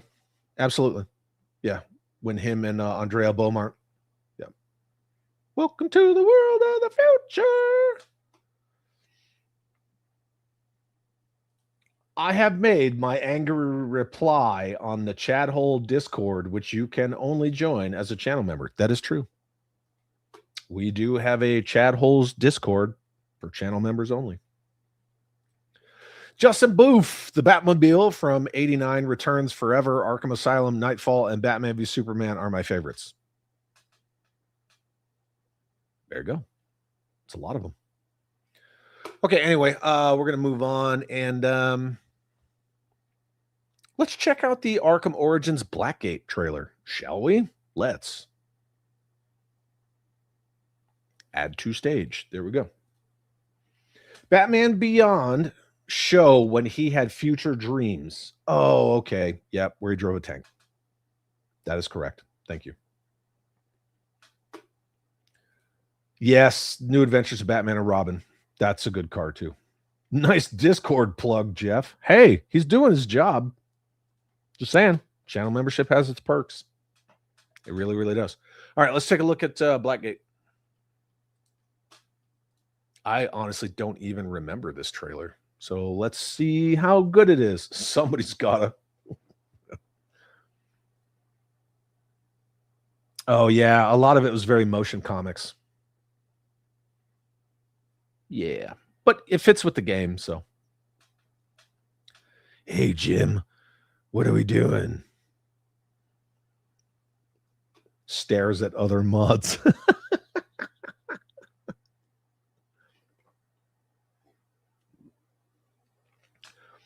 One of the cool things about Origins Blackgate is that each faction controlled a different part of Blackgate prison. And depending on what order you defeated them, you would get different boss battles, which I thought was pretty freaking rad.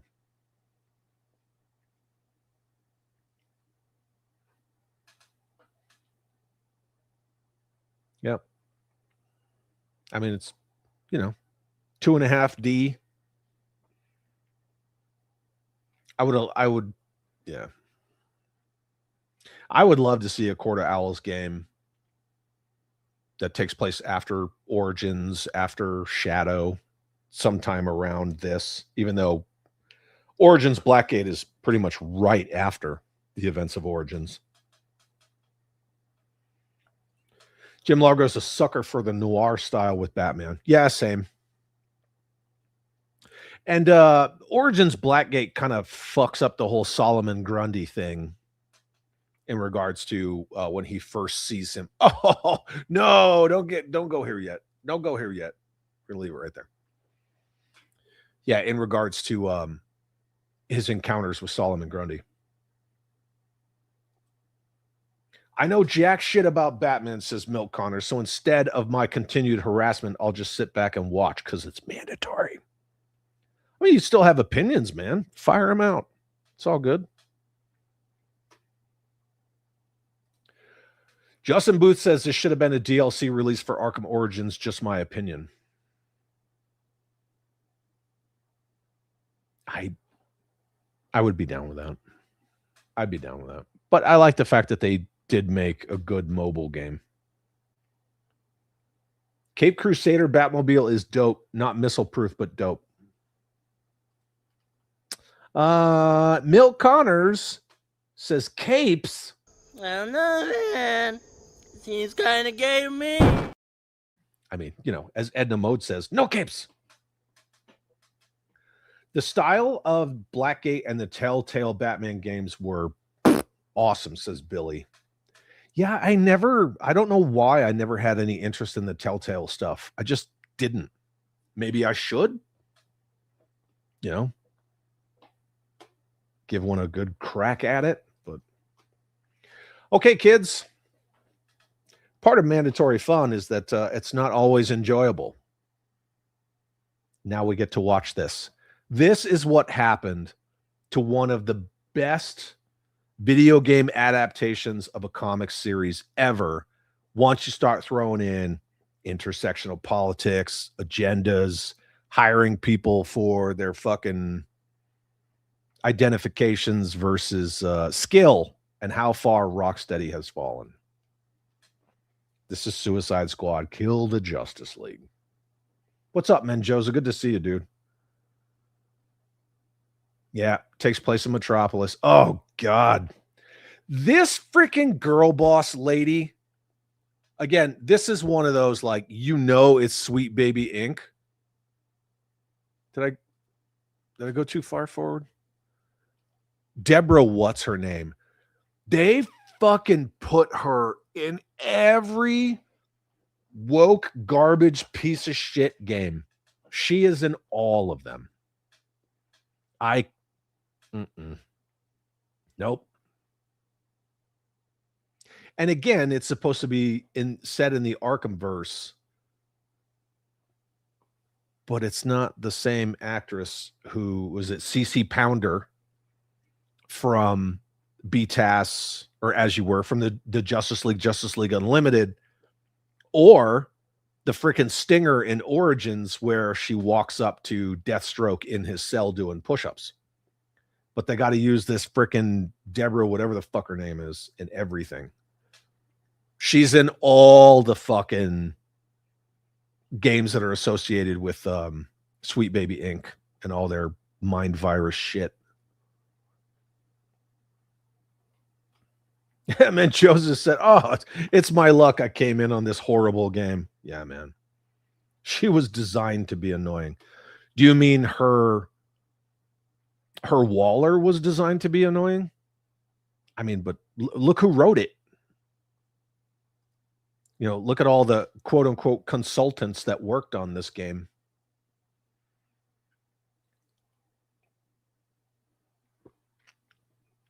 CCH Pounder. Yeah, she was the best, Amanda Waller. Nobody screws the wall.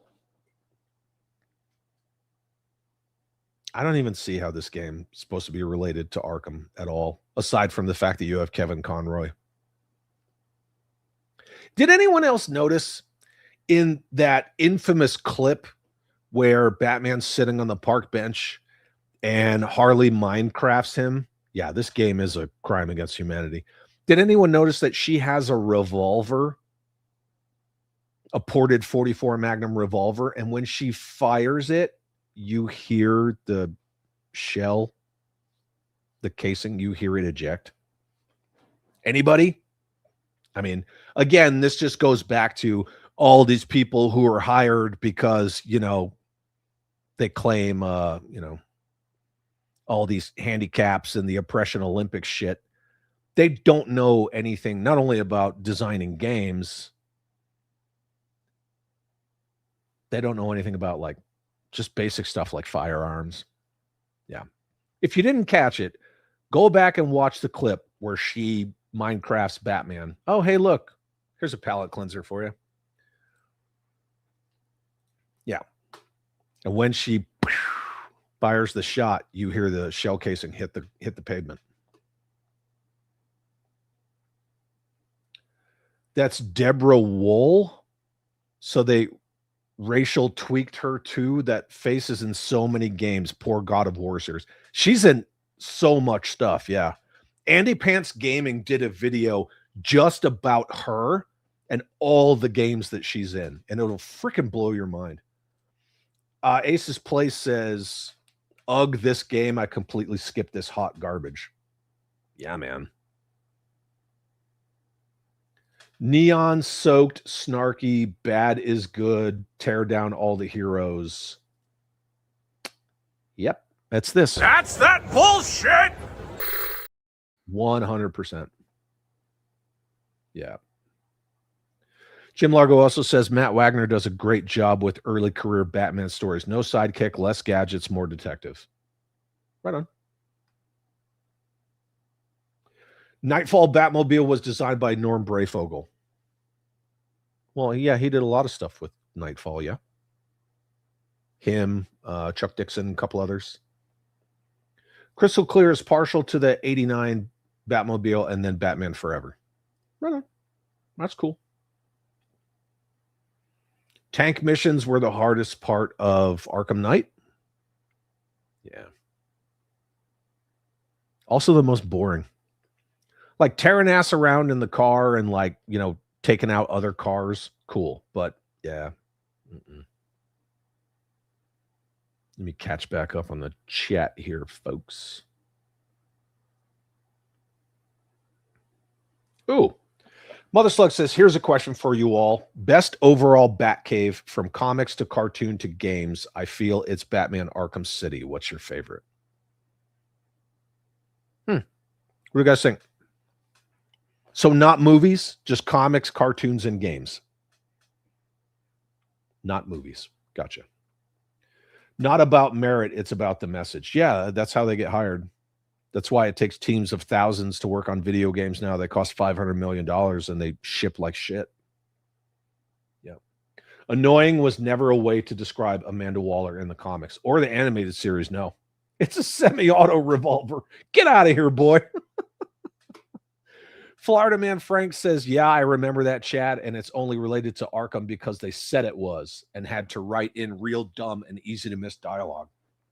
Yeah, dude, it's terrible. Deborah Wilson. Yes, that's her name. Deborah Wilson. In fact, yeah, we already watched all these trailers. Here, watch. We'll let's do this. Andy Pants Gaming. Yep, see? He has a video called Deborah Wilson Fatigue. And it's all about how she is just in all this crap. If you guys haven't seen the video, please go watch it. Like, you will laugh your ass off. Just all the garbage shit that she's in. Yep. It's just girl boss city, man. Hey, speaking of palate cleanser, says my boy Kenzo, who had to suffer through the Snake Eyes movie, he wants this palate cleanser right here. Everyone does it. Now you can do it too. Shut your mouth. Shut up. Shut the hole in your face. Like that.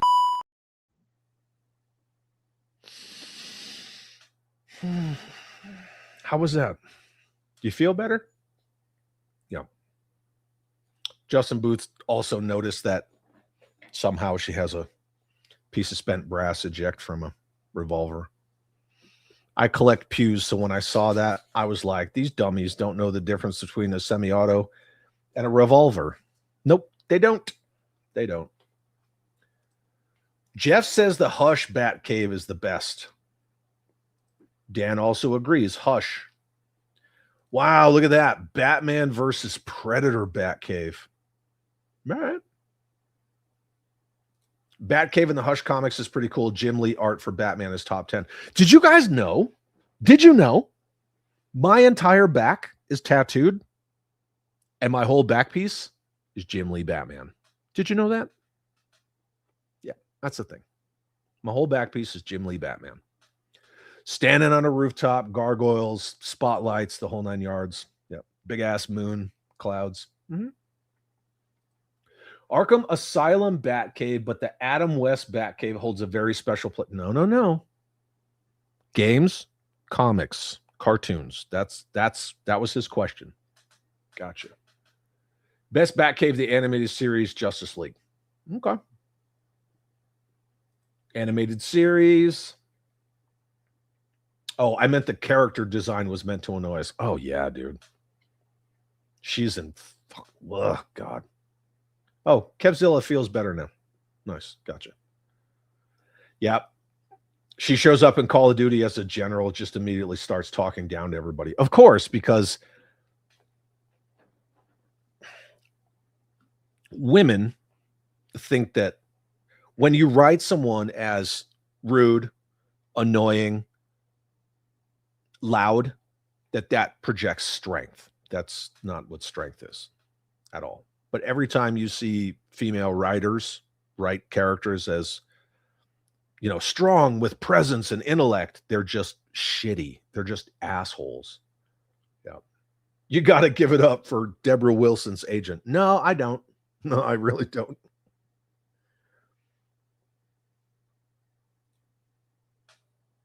No, Jim, I don't. 100% not. Chad with the whole back piece making me feel inadequate with my little forearm Batman tattoo. Nah, man, it's not about that at all. You have a back tattoo of Jim Lee's, not Jim Lee as Batman. You shut the hell up. Shut up. Mm-hmm. Justin Booth says, comics Batcaves, Hush, Arkham Origins, Telltale. You only see it in challenge maps, but I really like the cave in Arkham Knight. Yep, I really like the Arkham Knight cave. I like the Arkham Origins cave as well, but the Arkham Knight cave is like the fully fleshed out Batcave. I do like that one. Pokey, what's up, brother? Good to see you, man. Thank you for being here. I'll have to catch the replay. Just got home from work. Now I have to cut the grass and yell at clouds. That's what we do.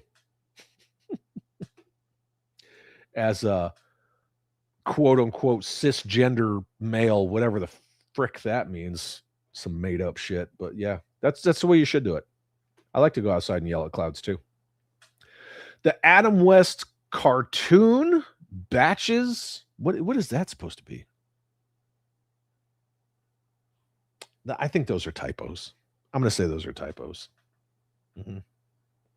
The Adam West cartoon Batcave was very similar to the live action Batcave, but there were differences. Is that what you're saying? Sometimes I need a fucking decoder ring to understand what half you people write. For non-comic Batcave, I got to go with 66. Batcave from Lego Batman. Has anyone played the new Lego Batman game yet, which is like the air quotes spiritual successor to the Arkham games? I haven't. I kind of need to. Yeah, I definitely want to. I heard you have a back art tattoo of Snake Eyes 2021. I'll tell you this, if I didn't have Jim Lee Batman covering my entire back, I would have the cover of G.I. Joe #1. Definitely would. Yeah. It was one or the other. So is that dude having a stroke? Nah, it's just his autocorrect. Yeah. Darwin Cook is another guy who understood Batman and Catwoman. He is missed. Yeah, well, a lot of the legends are leaving us, man. And they're leaving us all behind with Kelly Sue DeConnick and Anita Sarkeesian and shit. That's why we can't have nice things anymore, kids. Absolutely. Anywho, so I guess we're done looking at trailers. Let's pull up some images again. Pull up some images. For those who are late, this is kind of the stuff we went over. I'm not going to go through all the PETA laughing, but yeah, there were a few things.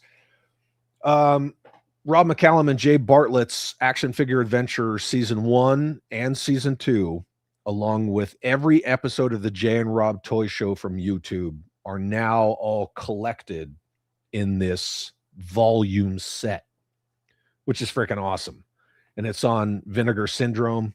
It's very inexpensive and it's fucking awesome. So, you know, if you'd like to support fellow sweaty bros, that's out there. I put the link in the chat earlier on. Our good friend Justin Booth is getting rid of some very cool toys if anybody wants to hit him up on Instagram. And yeah, then we talked about Arkham. And now I want to talk about this. So move away from Batman just a little bit, like we do with Mandatory Fun. We kind of pop around.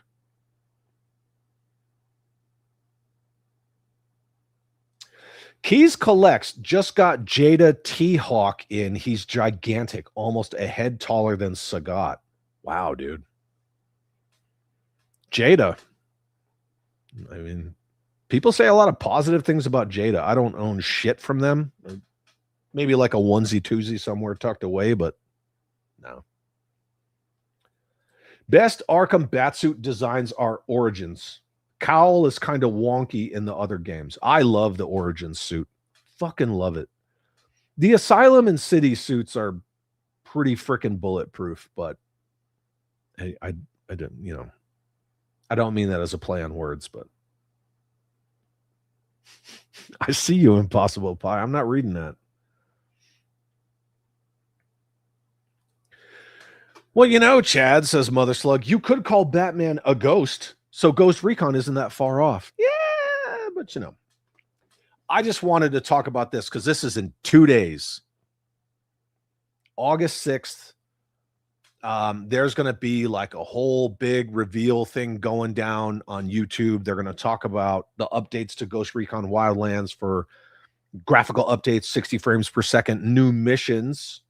And I had read, there's a rumor, one of the new missions, or maybe all of them, begin to lead toward the new game that takes place in current day Vietnam. So we'll see if they reveal anything about that, what plays out. But Yeah, it's the 25th anniversary of Ghost Recon. And I, for one, cannot wait for that Wildlands update. I know a lot of people were confused on exactly what it is, but yeah, it's just an update to the existing game. I own all the Street Fighter 2 figures, says Justin Booth. They're cool, but slow to release a full wave. Oh, wait, I have the M. Bison. Yeah, I have the M. Bison. That was a gift from Laser Pants. Mm-hmm. There you go.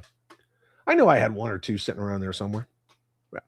But yeah, I just kind of wanted to talk about this for a second because that's coming out in 2 days.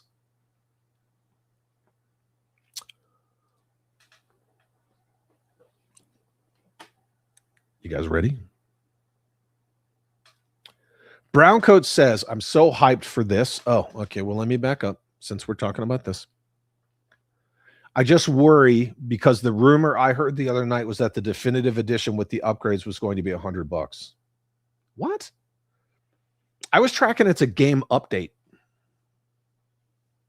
Yeah, if you do a definitive edition with all new blah, blah, blah, blah, no, I'm out. I've been playing Ghost Recon Wildlands since the day it came out, which a lot of us have, right? So that's 9 years and change. I don't need to buy a new version of it.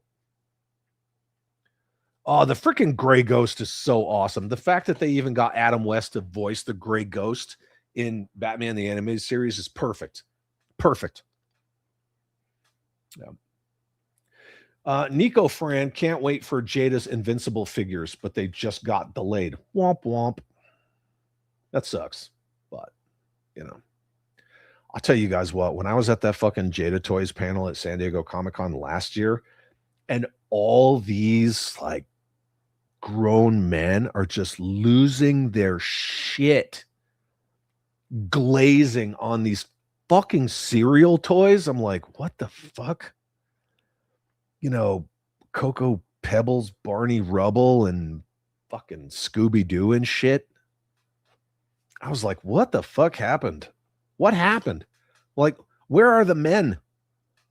Everybody like, oh, look, it's fucking Barney Rubble. Shut up.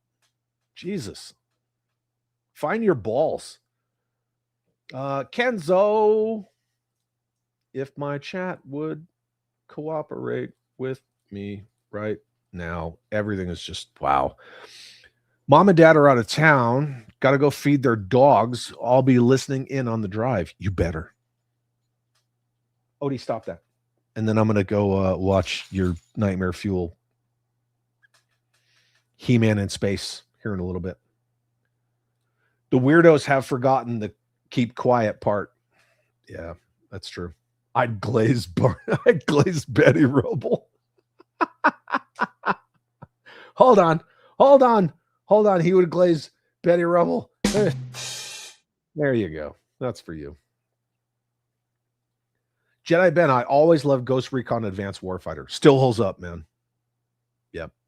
Yeah, apparently that's true, right? Modern day fucking most toy collectors, balls not included. I don't know how our hobby is so full of just fucking commies and just sissy ass dudes. Anyway. And then this, ladies and gentlemen,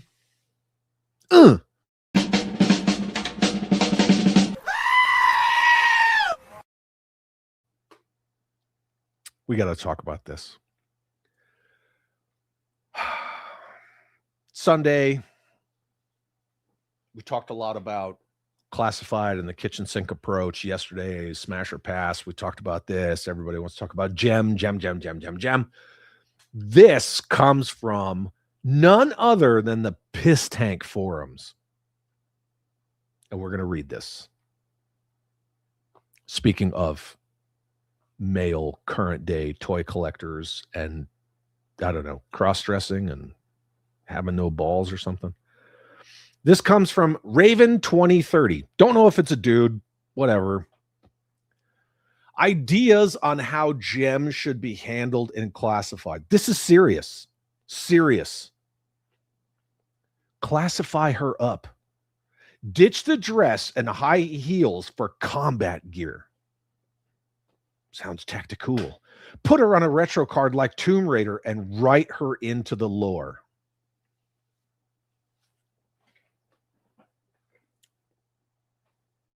Write Jem into the G.I. Joe comics. Mute her traditional pink attire or swap the pink out for maroon, burgundy, or purple, similar to this custom featured in the photo attachment. Keep the pink hair, though. It's her signature, of course. The head sculpt on this custom looks good, as does the choice of colors for her clothing. And then goes on to fucking glaze, right, and try to justify. BMAC and Pixel Dan discussed the possibility of Jem joining Classified in a recent interview.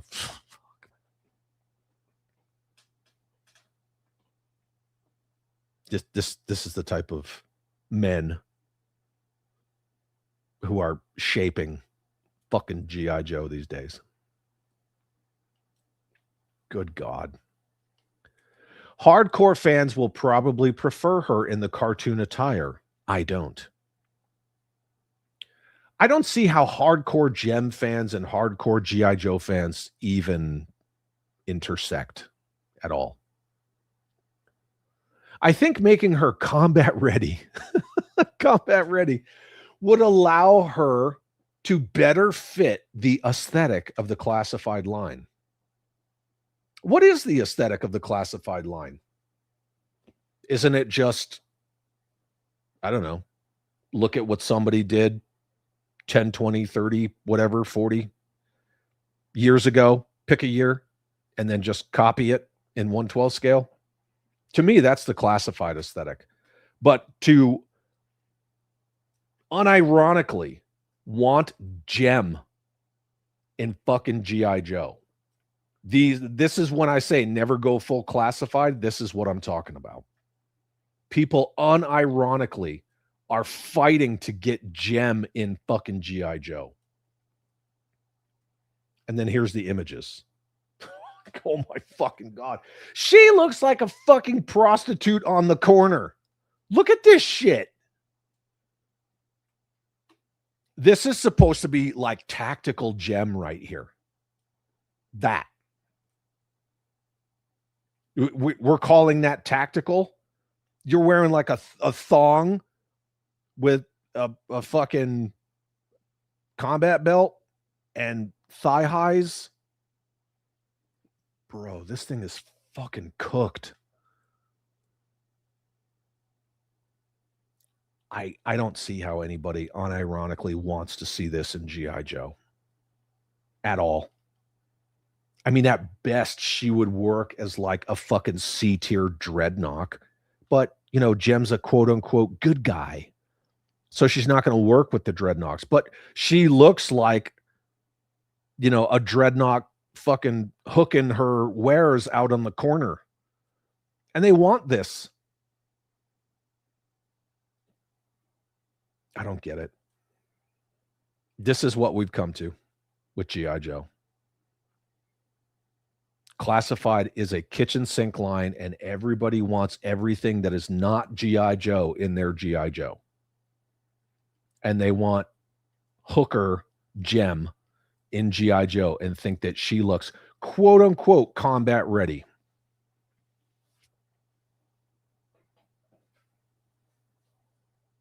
Bueller? Thoughts? Fuck. Yeah. I mean, this whole thing is cooked. It's just cooked. To say that like, oh, this would be so freaking cool. And that's the thing. Like, once you let that genie out of the bottle, it's hard to put it back in there. Action Man, Tomb Raider, it's just going to get worse and worse and worse. Pixel Dan's a Motu guy, so whatever. It's not like I really care about his opinions on G.I. Joe, just like he probably doesn't care about my opinions on Masters of the Universe. I don't know about BMAC. I mean, I understand that he's the brand manager and he has been for a while. He's kind of like the behind the scenes guy. But if he's seriously considering putting Gem in G.I. Joe, the elite of America's fighting force, and dresses her up like a fucking hooker, no, man.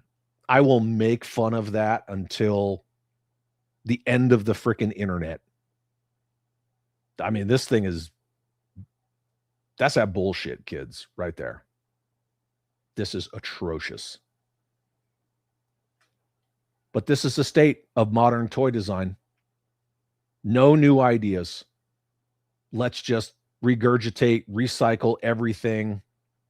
And yeah, let's put Gem in G.I. Joe. And as much as they try to hype up Gem, oh, well, she played a concert with Cold Slither at San Diego Comic-Con. Cold Slither's fucking dumb too. Yeah, this is just pathetic.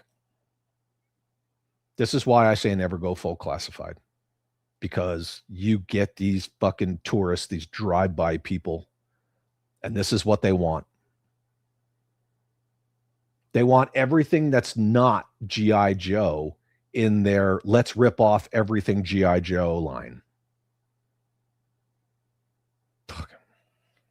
Anyway, I'm probably going to clip that into a video, kids. I think I'm going to. What do you think? Should I make that video? I think I need to. But moving forward, we're going to start mining just the utter dumpster fire that is Piss Tank forums for more mandatory fund gold, because this is fucking ridiculous. And that's not even the tip of the iceberg with these fucking people. I want to go back to something. Yeah, exactly. Gilster. Okay, well then let's just put Barbie in Masters of the Universe. Why not? Sure. Gem is not outrageous. Gem is gay. I don't know. Tom Miller. Who the fuck is Gem? Makes no sense. Yeah, exactly. And dumbasses will buy it, says CJ. Absolutely, they will. They will fall all over themselves and each other to buy it. They want to be the first piggy at the piggy trough to get a hold of this thing. I'm sure they'll charge $45 for it too.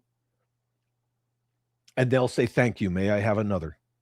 May I have another non-G.I. Joe character in my G.I. Joe line? Daring, highly trained special mission force, Gem the frickin' prostitute. No way. 100% not. CC Murphy says ready to combat all those dicks in her face. That's what I'm saying. Gem should not go to combat. Maybe the USO. Yeah, exactly. The sad thing is Hasbro will listen to Raven. I don't know who Raven is. Are any of you purveyors of the Piss Tank forums and know who this person is? More like Dread Thought. Zorana would beat her ass. Yep.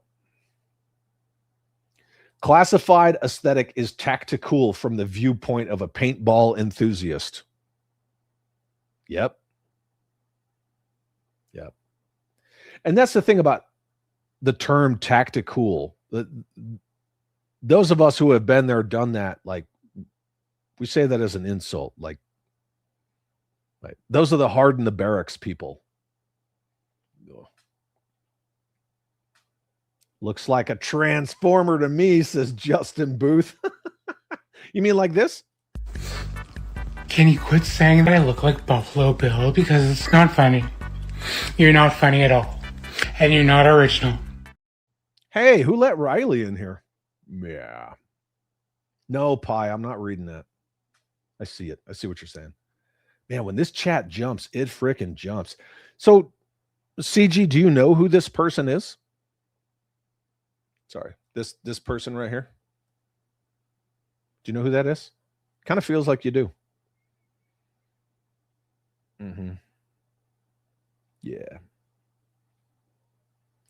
Jim Largo's asking, speaking of Ghost Recon, do anniversary remakes actually improve gameplay? No. Is that frame rate? No. No, I don't think so. Most remakes, it's just an excuse to put like agenda bullshit in there. Like, look at the Dead Space remake. They put trans bathroom signs in it. Yeah, you're getting 60 frames per second, but you're getting the message. That's really all it is.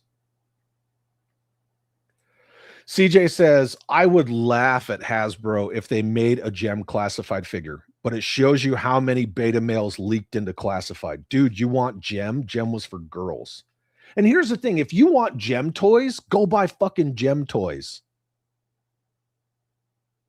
I don't see how that's like such a crazy thing to say. Yeah. Like Pixel Dan knows anything about G.I. Joe. Yeah, no shit. I'm sure he was just asking, for whatever stupid ass reason, but yeah. Time to go Action Force, kids. Mm-hmm. You see no fucking gem in Action Force. Gilster says, wait, what? Why? I have no idea why. Jim Largo says some basement dweller getting all tingly in his, her, their nethers over Gem Joe crossovers. That's what I was saying. You got a lot of soft ass, weak fucking people. Not only in toy collecting in general. I mean, look at all the commies that are all over Marvel Legends. Your fucking alphabet mafia people. But yeah, I mean, this is the state of current day, quote unquote, G.I. Joe collectors. Fucking cooked, man. That is rugged. Nikatrona says BMAC is like a unicorn. He's shaped like a planet and kills the brand. Oh, like Unicron. He's shaped like a planet and kills the brand he works on. Hold up. Let me redo that. Nikatrona says BMAC is like Unicron. He's shaped like a planet and kills the brands he works on. Ugh. Yeah, I don't know, man. Pixel Dan is a peg expert. Oh, shit. I don't know, man. Seems kind of gay to me.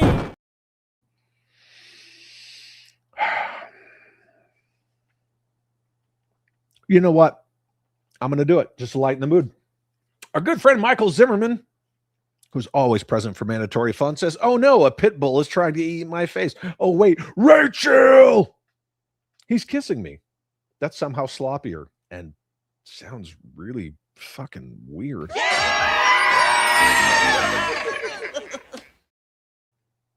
Thank you. CJ says, I do not hate female figures, but wanting Gem in G.I. Joe is going too far. You think?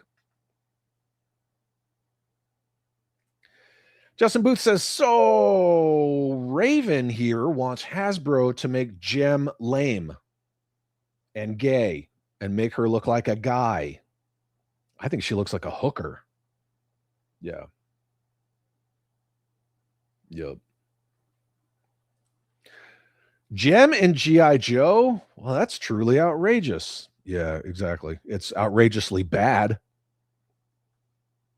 Mm-hmm. She's going to have tactical chafe. Look, all I'm saying is that with that fucking outfit on, let's go back to the outfit. This is the proposed outfits for a tactical combat ready Gem, according to old Raven here on the Piss Tank forums. She had better wax and not shave because that's going to get all fucked up. Yeah. Madonna wore more clothes. Yeah, you ain't kidding, man. You ain't kidding. Kenzo says, I saw on a Facebook group someone unironically suggested they dub Alan O over Leto due to allegations. What are you talking about? Oh, Alan Oppenheimer for Skeletor? Crazy. Totally off topic, but yeah. CJ says, but Hasbro won't make her in a thong. No, they wouldn't. I mean, we don't know if it's a thong. I mean, it's some kind of like bikini bottom thing going on. Michael Zimmerman, I'm sold. I need prostitute gem in my collection. Do you though? Look, she even has a purple fucking slide on her sidearm there. That's that bullshit. That is 100% that bullshit. That is not tactical. That is weak, right? Oh, God. That is alphabet vomit. 100%. This shit's crazy. The Misfits are better, and hell no. Nika Trona says, yeah, but classified's done anyway. Pretty much. Once you start watering down, your brand and your intellectual property has no, like, what's the identity of that line? I don't even want to say the IP. What's the identity of the line now? People unironically want to see Gem as quote unquote tactical and combat ready in fucking G.I. Joe. What's the brand identity of classified? It's turning into the kitchen sink, and it will get worse because people really want this shit. They should just do Boy George, fucking Snake Eyes, and cross-dressing Timber from the cartoon, and just lean all in and just fuck it all up. That's exactly what they should do. Browncoat says, this makes me want to throw up in my mouth. I feel so helpless. I can't do anything to help my favorite IP. That's why I go backwards. Yep. I look to the past, just like when we were talking about gaming, when we were talking about the Arkham games. We looked at how awesome they used to be. Then we looked at Suicide Squad Kill the Justice League.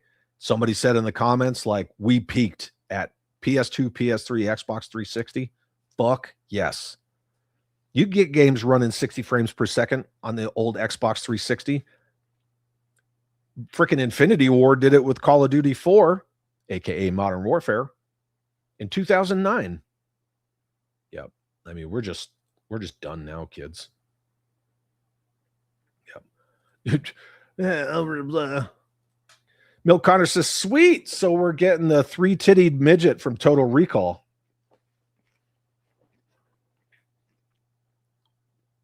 Okay.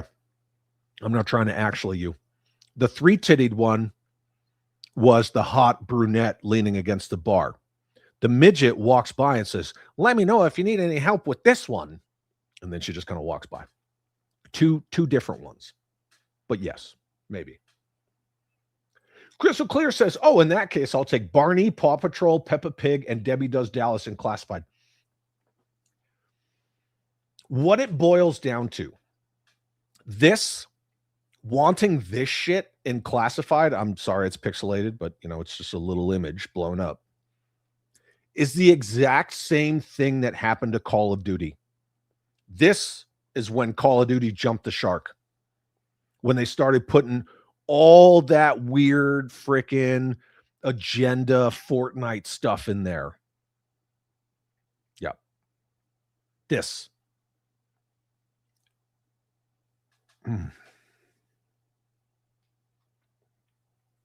Doing this kind of dumb shit.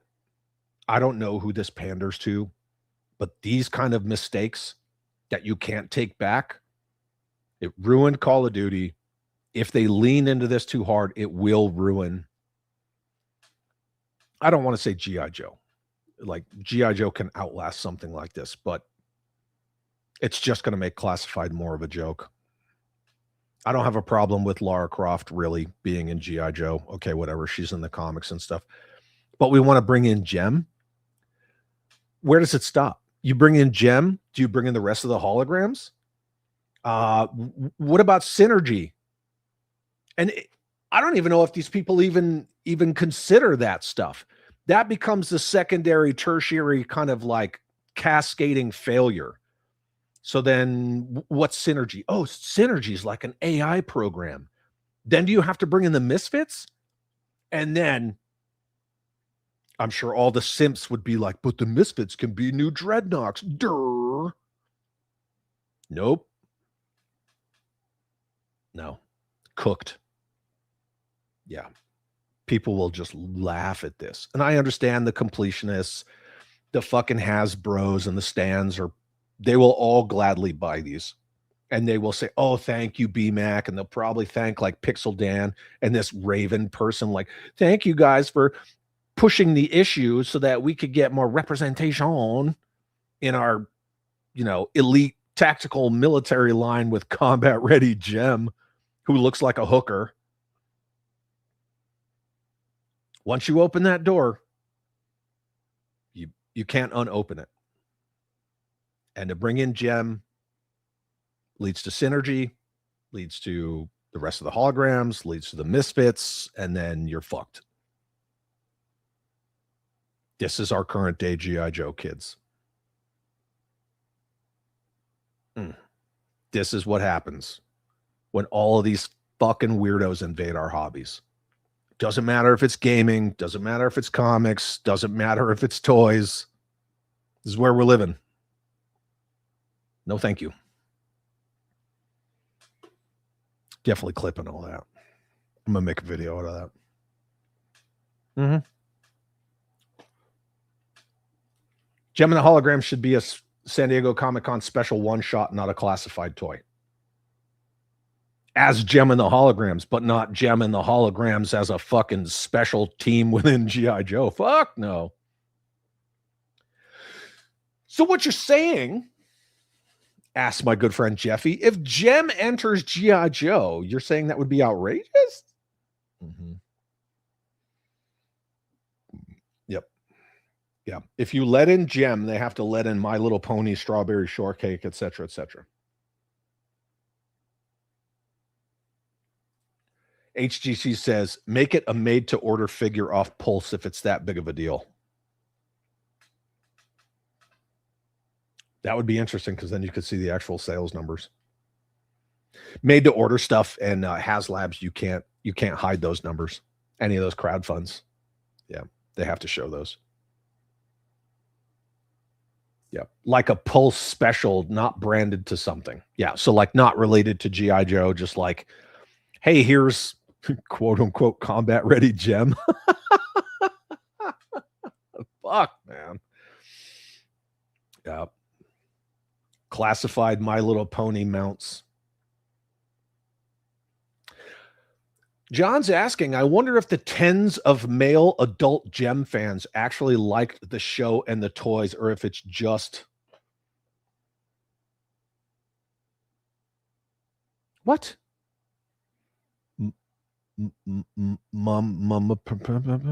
Name from childhood? I don't know what that means. That's a dude disguised as a chick, disguised as another chick. D-Town, what's up, brother? Hi, Chad, just got here. What are we talking about? I'm sure you're already tracking because this comment was like 18 minutes ago, but this is what we're talking about. This fucking winner on the Piss Tank forums wants Gem in G.I. Joe Classified and gives all these fucking dumb-ass ideas as to how you can make a prostitute Gem fit in with G.I. Joe. That's what we're doing. Clip that shit about Gem. I will. Yeah, I'll make a video about that. Florida Man Frank, if Hasbro was smart, they would use Action Man as a logistical and first responder line that can go with Joe's. Yeah, but it barely even applies to G.I. Joe. Action Man like that. That is thin, boy. As stupid is, as stupid does. So how soon till we see Commando Jungle Gem? Get it, Jungle Gem? Cosplay at San Diego Comic-Con. Well, you know how it is with female cosplay, especially any kind of Comic-Con, but one that gets as much attention as San Diego. The sluttier, the more popular. Right. And then they say, don't objectify me, but, you know. They make sure that their nipples are always visible. Mm-hmm. That's that bullshit. That's that fourth wave feminism bullshit right there. Jem. Jem would be the fucking tactical field mattress. She would be too. If you know, kids. In the combat arms community, which is a real community of people, if you're a hooer in uniformed services, you're referred to as a field mattress, or a barracks bunny, or a barracks rat, but generally a field mattress. For those of us who spend a lot of time in the field, because you can lie down on them. You know what I'm saying? Mother Slug, why is everyone all about crossovers now? That's how it seems 24/7. Because everyone's out of ideas. He called his tank piss tank, and I like it. A lot of people do, yeah. I've been calling it piss tank for years. Yeah. Because it's not good. Yep. Special Mission USO, Bob Hope, Gem, Kiss. For rad concerts for your dollies. No. Absolutely not. Slate on Slate says, yeah, it's not a good term. It's not. That thing / creature is fucking horrific. Yeah. I too did not buy a new Spooder Mang. Where's my Spooder Mang?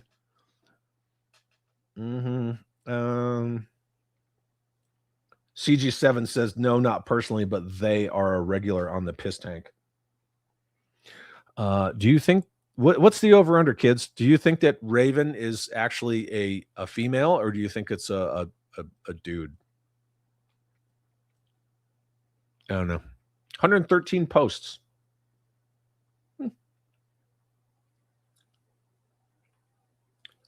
The Titan says, thanks to those clips, I know what mental illness looks like. Yep.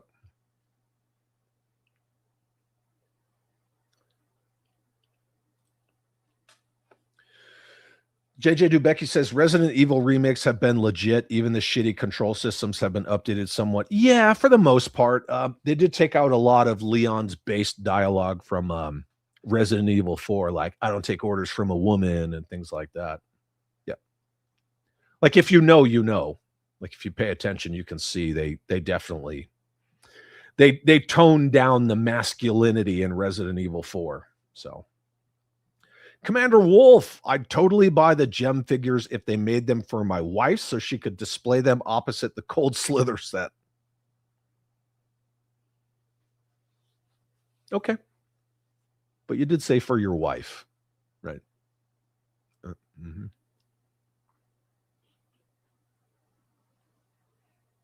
HGC with the frickin' flex, channel member for 27 months. Uses his Chad Chat trademark this face 2024 and says, God dang it, Chad, go out on break. And Chad is ranting about Gem and some Holly Grams. I thought this was a Batman stream. Oh, shit ass. That's entrapment. That's entrapment. I would have had to have read this anyway. Rachel! Anywho, thanks, buddy. Yeah, but this is the comment of the day. It doesn't have to be related to the... Look, the main topic of the thumbnail is just one thing that we always talk about. One. It's mandatory fun. You got to do it all. You got to do formation. You got to listen to some fucking stupid ass briefs. You probably got to listen to another brief, at least a safety brief at the end. You got to have some mandatory fun. Eat some chow. You can't leave till it's over. That's how it works. Those of us who served, anybody else who served who's in the chat goes, yeah, that's how it goes. Shut your mouth. Thank you for being a channel member. Matthew Mahler says G.I. Joe Classified should be for Joes. It should. Should. But again, the line has no identity. It's just throw it at the wall. That's it. Yeah. Is that a real gem figure? No, they're customs. Yeah. Yeah, he even says, or he or she or whatever, this user says, similar to this custom featured in the photo attachment. Yeah. Customs. Tactical pantyhose. Get the fuck out of here. That outfit is truly outrageous.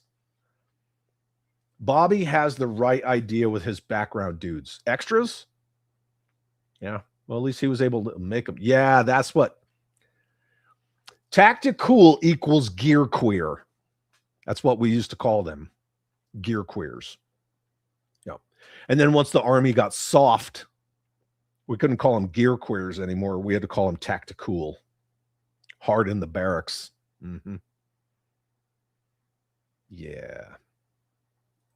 Valaverse Pandora would put a serious smackdown on Zorana, Gem, and any other Scissor Sisters. And yes, Pandora is lesbian. Would probably sell tickets. Dang, man. All right.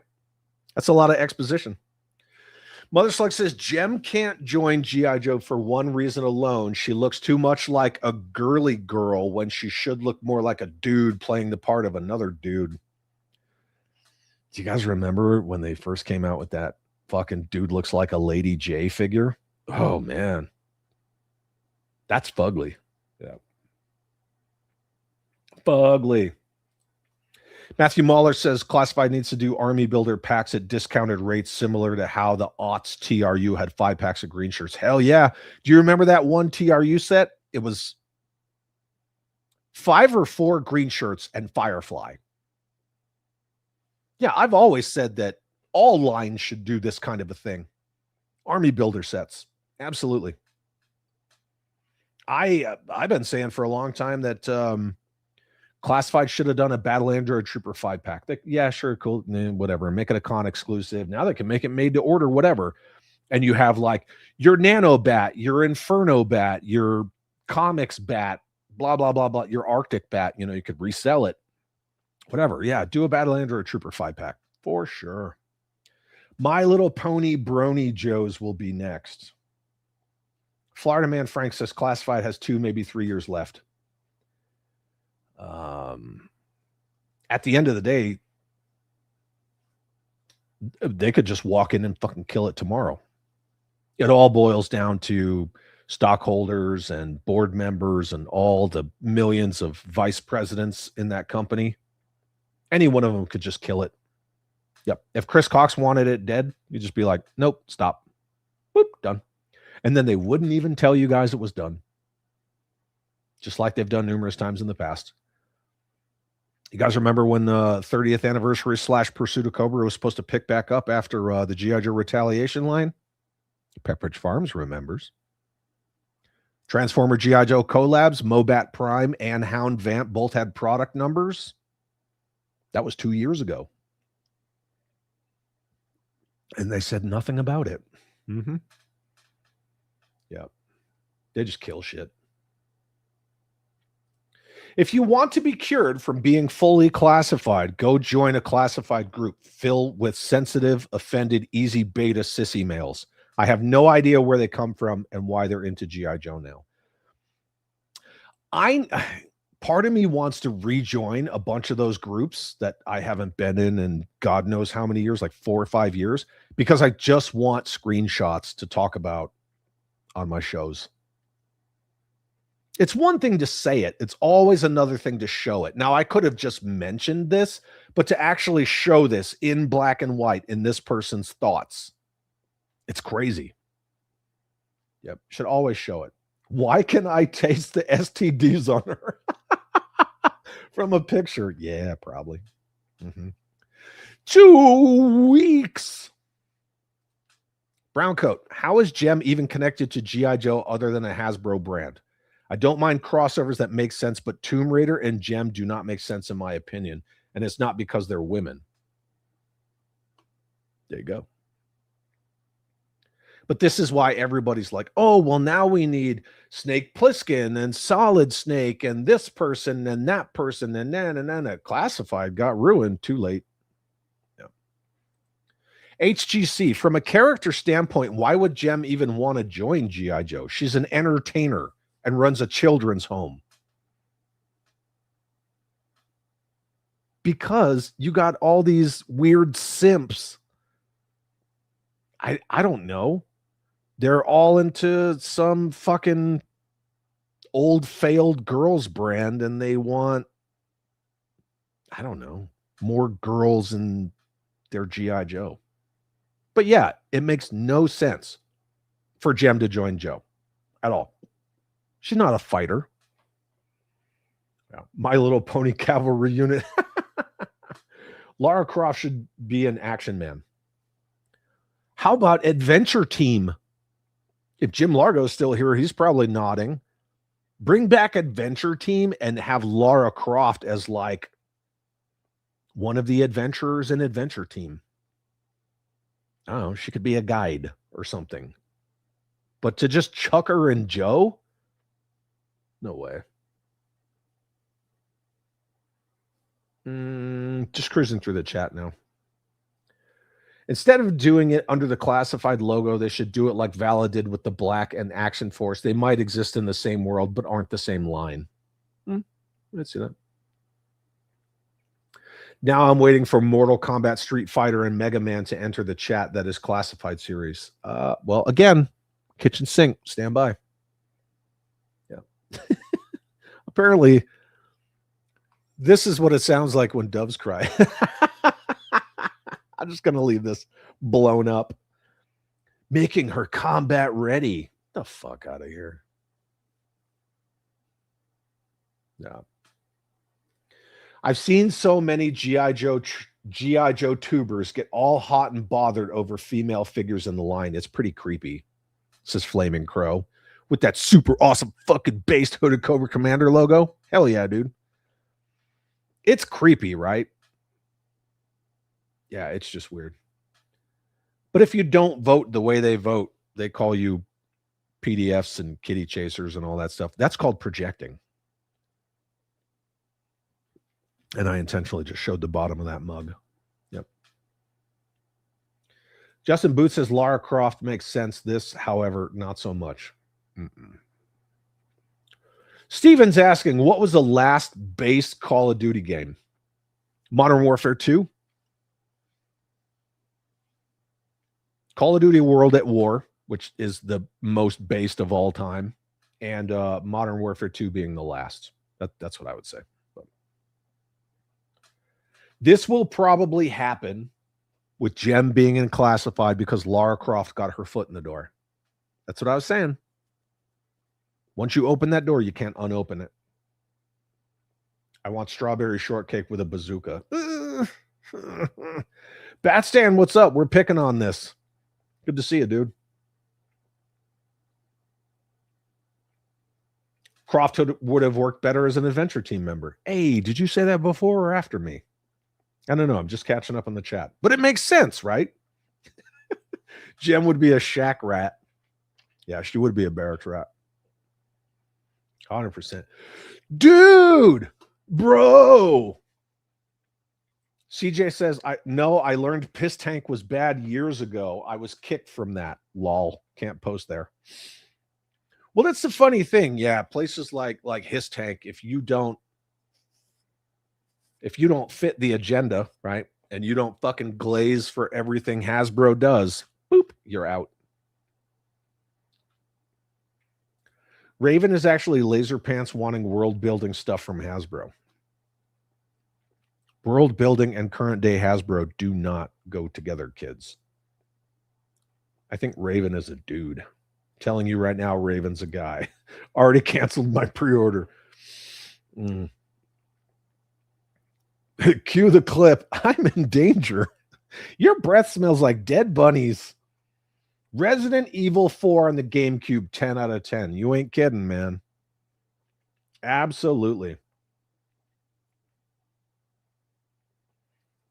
Yeah, CJ says Hasbro could make a separate 6-inch gem line for females. I don't need it to be in classified. Exactly. Chad was derailed. You spelled it wrong, so it doesn't count. You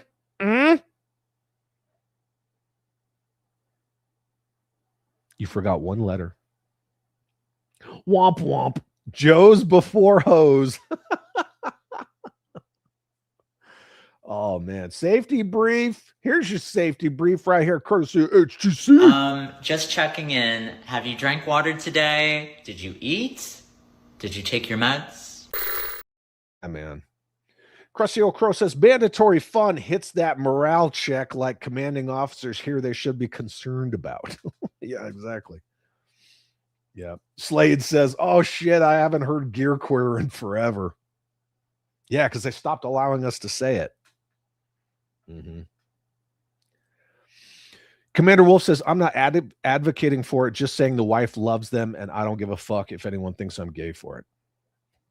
Nobody thinks you're gay for that. If your wife's all about it, yeah, totally. But the thing is, it's not Joe, right? Like other people said, sure, just do a 6-inch gem line. And then if all these weird, like simping girl power, creepy male G.I. Joe collectors want to take those 6-inch gem figures, put a weapon in their hand and stand them with their Joes, cool. But to take Gem and put her in G.I. Joe is a completely different thing. Completely different. In designs, I saw a custom Gem that was a Valaverse pink Steel Brigade body with a custom head. Okay. I'm sure it looked better than this. I mean, anything's better than this. I mean, that's a prostitute or a stripper. It's one or the other. Yeah. Mm-hmm. Jim Largo says Hasbro has no problem making every flavor of clone troopers for Black Series, so why not every battle android trooper? Exactly. I mean, it's just changing the colors in the mold, right? Transporter, what's up, dude? The team that originally created things are still there. Unfortunately, with Lenny not leading them, they kind of seem lost in the last interview. BMAC does listen. I will take that feedback. Hopefully he doesn't listen to this bullshit. No. Yeah, and I will say that the one interaction that I had with BMAC, it was actually pretty good. It was pretty good. It was a long time ago. He was saying something about mask. I put it in my story and I tagged him because it was his post, right? And that's the nice thing to do. And I said, please don't do this. Mask without their vehicles is just people in helmets. And he actually responded to me. He sent me a message on Instagram. He was pretty nice about it. So yeah. Yep. I can take those screenshots in those groups for you, Chad. I'm bored. Why not? Dude, do it. Any of you who wants to screenshot some ridiculous shit and send it to me on Instagram and Facebook, do it. And I will be all about it. Yeah, we're not feeling what you're putting in the chat, man. Jeffy, did you see this? Did you see all his 1, 2, 3, 4, 5, 6, 7 posts? Sci-Fi Swamp Man, Hector Ramirez connects the Hasbro universe, man. That is true. I don't disagree with that. Crystal Clear says, I left a classified series group because they were making fun of Michael French for showing off his custom Joe vehicles in a video. But that's the cool thing to do when you're in, the weird tribalist classified only. You got to hate Michael French. You got to say stuff about Tony from Analog Toys military service. You got to hate on everything related to Bobby Valla, which is why all the hate for Tony and Michael and to certain degrees, Laser Pants and other people. Yeah. They have their lists, of usual suspects that they hate, and you have to hate them. And if you don't, right, well, then you're not part of the echo chamber and you got to go. Yeah. Yeah, exactly, man. Whatever. But that's how it is. CJ says, I see no crime if they did her own line. Yeah, I totally agree. She's a fluffer, not a fighter. You know what it is? It's this. Girl power! Yeah, that's half those weird, creepy, classified only types. Yep.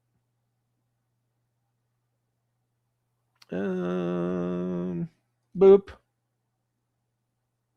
Boop. Mm-hmm. Well, I just booted him entirely because I can, because it's my channel and I'm not a mod. So, yeah, there's that. You know, that kind of goes along with everything that we always talk about. If you're rational and you say, your opinions matter, this isn't an echo chamber, we don't believe in tribalism, everybody here is pretty level-headed, we all have our own opinions, we don't fight with people who have different opinions. I'm very opinionated.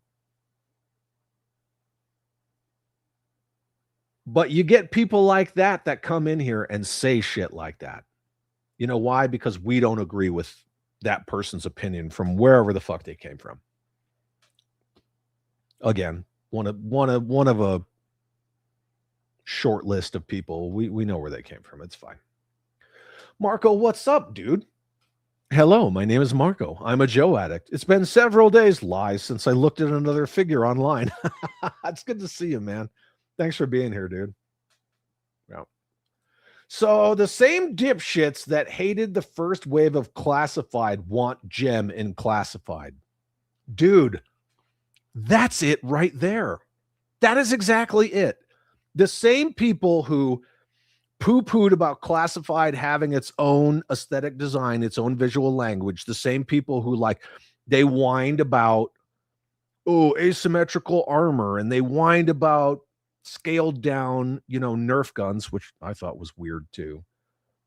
Those are the ones. They want classified to be exactly like G.I. Joe was in the 80s, but they praise that Cobra Outhouse as being, it's new and original, even though it's lazy and lame as fuck. And they praise Lara Croft in G.I. Joe, and they want Gem in G.I. Joe. That is the hypocrisy of classified stands. I don't get it. I don't get it at all. Oh, I don't like this Duke because he doesn't look like 1984 Duke. Oh, God forbid. But I want Gem in G.I. Joe. Give it to me. Give it to me right now. Those are also the same people who they cried about the Star Eagle because America's bad, colonialism and all that dumb shit. And they cried about the 250th Duke because same reasons. Marco says, finally, Gem comes to classified. Chad's always talking about how cool Cold Slither is, so he must be really excited for this. That's a negative, sir. That is fake news.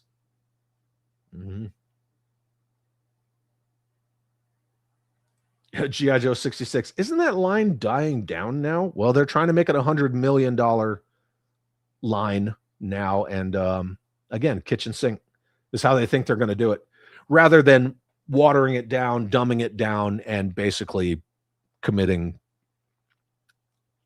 toy line suicide.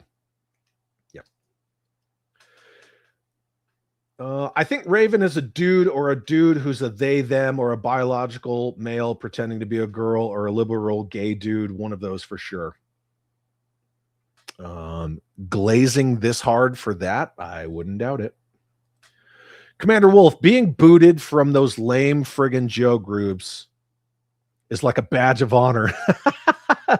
Basement dwelling cucks. Dude, hell yeah, man. Hell yeah. I never got booted from any. I would just look at some stuff and be like, fuck this, I'm out of here. Yeah. No, my eyes.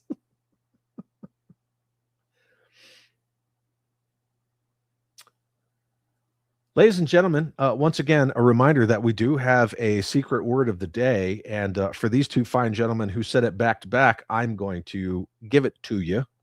That's what she said. For the latecomers, G.I. Joe 66 says, what do you think of the classified Lara Croft and Rachel? and the Titan, with the exception of Nightmare Fuel clips, Rachel Stream.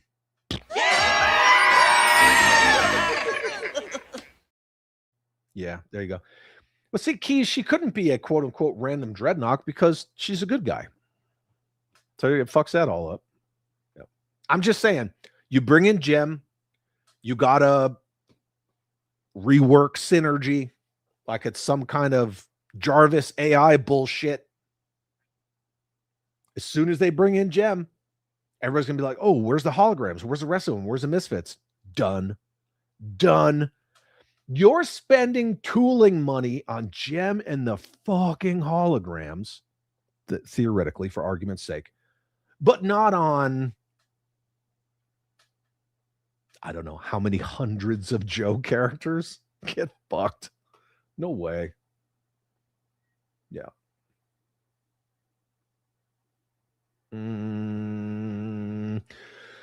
Wolf says definitely shouldn't be in the Joe line. If you're going to make female figures, make badass warriors. Yeah. Or again, just make a 6-inch Gem and the holograms line. Make Gem, the holograms, the Misfits, their instruments, keytars, and all that weak shit. Done. There you go. Yeah. Oh, Jeff missed it, was watching television. And this. No, it's all good. Don't worry about it. Bear 11 Charlie kicked him out. And I wiped out all those comments. So yeah.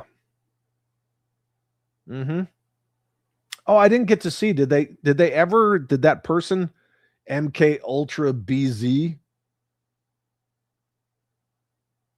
Okay. Did that person ever put anything else in the chat or just that one word in 7 comments over and over? Anyway. Chad opinionated? No way, that's crazy. Yes, please do. Again, I'm saying, any of you want to send me any of that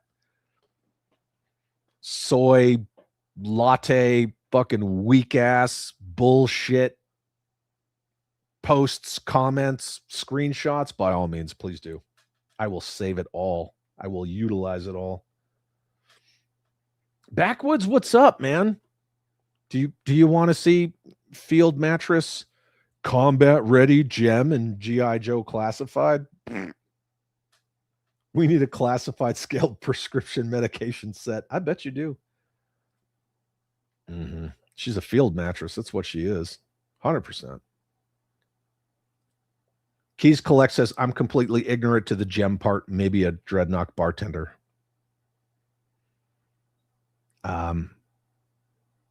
She's a musician. It's kind of like Hannah Montana. Like she's one person and then she has these special earrings and she has the power of synergy and she transforms into Gem. It's pretty much Hannah Montana. Yeah. Yeah. I will hear no ill words spoken about keytars. Very insensitive. Well, let's ask this lady. Chad, why are you so insensitive?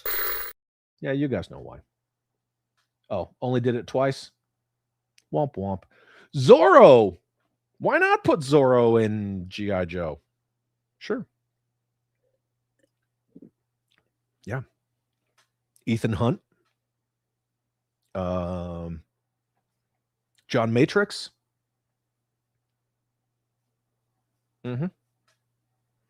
Yeah, she is the proto Hannah Montana. Exactly. Yep.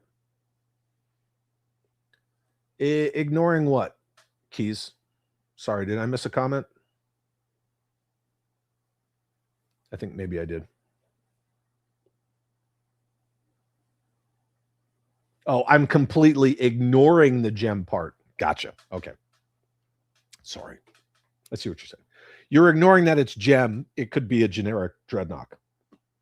Understood. Tracking. I'm there. 100%. Hey, does anybody remember that horrible 2020 Zorro cartoon? Zorro 2020 from the late 90s. No. Crocodile Dundee. But that's the perfect answer to the OG3 Dreadnoughts, right? That's not a knife. That's a knife. There you go. That's it. Crocodile Dundee fights Naugahyde hand to hand, like over the top, and Sylvester Stallone. Yeah. Justin Booth, I'm not trying to knock a group of collectors, but as soon as G.I. Joe Classified has officially run its course, they're all going to be glazing Fresh Monkey Fiction and Big Bad Workshop. Exactly. Yeah. Mm-hmm. That's what they do. They just jump ship from one thing to another, to another, to another. And then they infect it with all this weird bullshit and all their ideological freakery. Gem, kids. Gem in G.I. Joe. That is an actual argument that someone is making. You remember when we were all kids? How many of us would have been over the fucking moon excited if our sister's fucking gem line wound up in G.I. Joe? Not me. Pump your brakes, kids.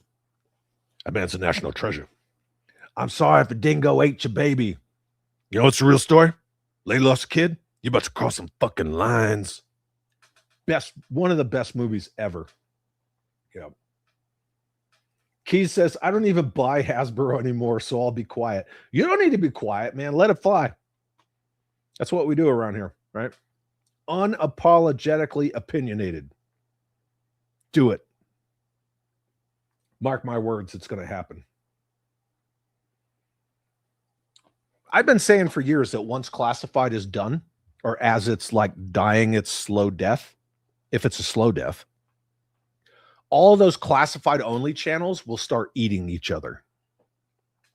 And, you know, you've seen a few examples of it here and there. But, yeah, they're going to start eating each other.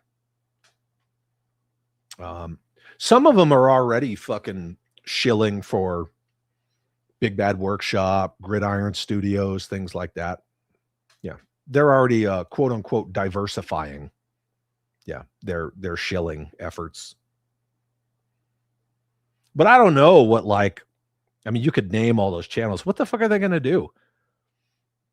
I mean, Toy Kind of Mood, didn't he come from wrestling? And then all of a sudden he's like all about Classified, sucking up to Lenny and them. I mean, not that I got a problem with, what's his name? The guy who runs the channel, but what are they going to do? What are any of those other Classified channels going to do? Hopefully Diaper Island just fucking shrivels up in a little ball and goes away. Ace's Place. I got to go make dinner for my kiddo. Thanks for the love earlier. Had a great night. Chad Hull's favorite episode is when Deborah is... You son of a bitch. You know what? Fuck, I owe you this, so I'll give it to you.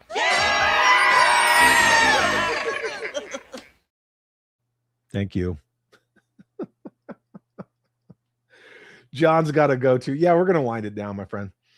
Flaming Crow says, I'm going to be sending Bobby Vella a hefty chunk of change on Friday in appreciation for a real line. Are you getting extras? What are you getting into? But where's the holograms? Yeah. Exactly. Especially the ones that have their YouTube name as Classified. What do you do when it's gone? Didn't think it. Are there channels that have something Classified in their name? I want to see those. Yeah. Keys Collects. I'm waiting to see what Mattel does with DC. I'll be all in. I will be all in. It's easier to say it that way. If it's good.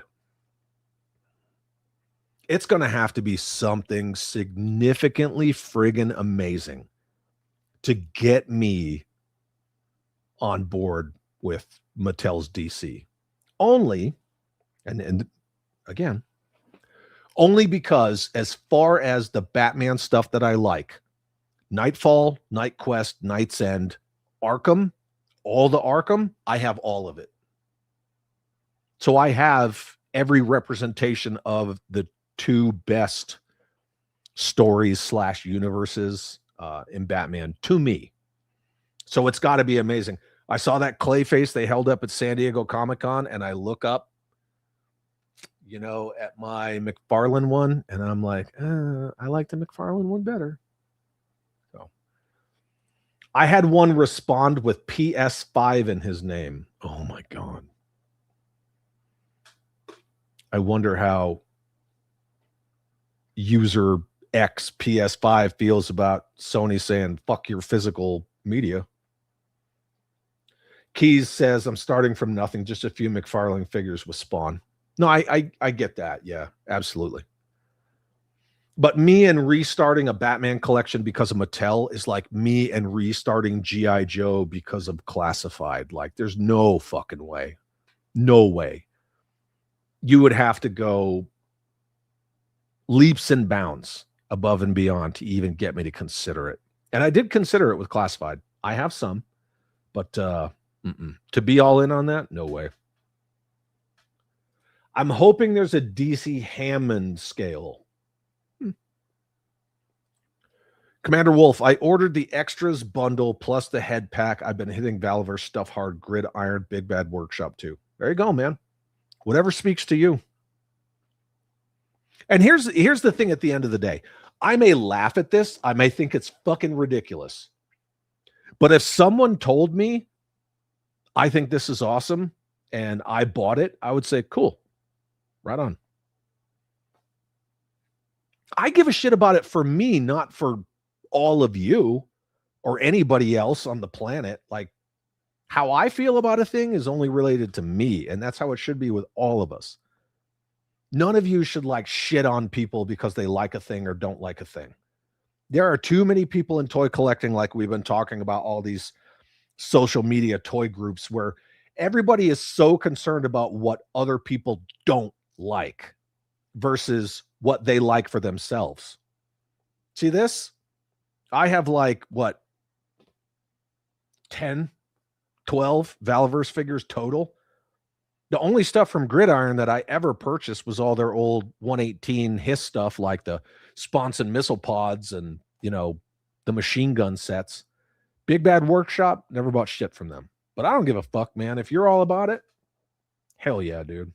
It's all that matters. Jeffy says, I'm hoping for cheaper Mattel Bat vehicles, but not holding my breath. Mattel's been doing it right with Masters of the Universe. So didn't they put out like a $80 Castle Grayskull? Justin Booth says, once again, I'm hoping Mattel will produce some 118 scale DC action figures. If not, then I'll just buy some of the secondhand market. There you go. Yeah, exactly. HGC says, Mattel for the Motu line released a good chunk of vehicles. Yeah, vehicles, mounts, all that stuff. I would love to see a Batcave, but not something like McFarlane did. No fuck, no. Yeah, absolutely. Marco says, best summary of how to collect right now. Clip this section. It's the ethos of the channel and an expression of what the other community groups say they are. I hope that makes sense. Yeah, man. I appreciate that. That's how it should be. So many people these days, it's all about the tribalism. They can't get away from tribalism. They spend so much effort worrying about what you don't like. Could you imagine going to the grocery store and you walk down an aisle, there's somebody on the aisle, you walk past an item, and they're like, what do you mean you don't want that item? You didn't put that item in your grocery cart. You better buy that. You don't support Albertsons if you don't buy that item, if you don't put it in your grocery cart. Fuck you. No, absolutely not. But toy collecting, yeah. I don't want to imagine going to the grocery store.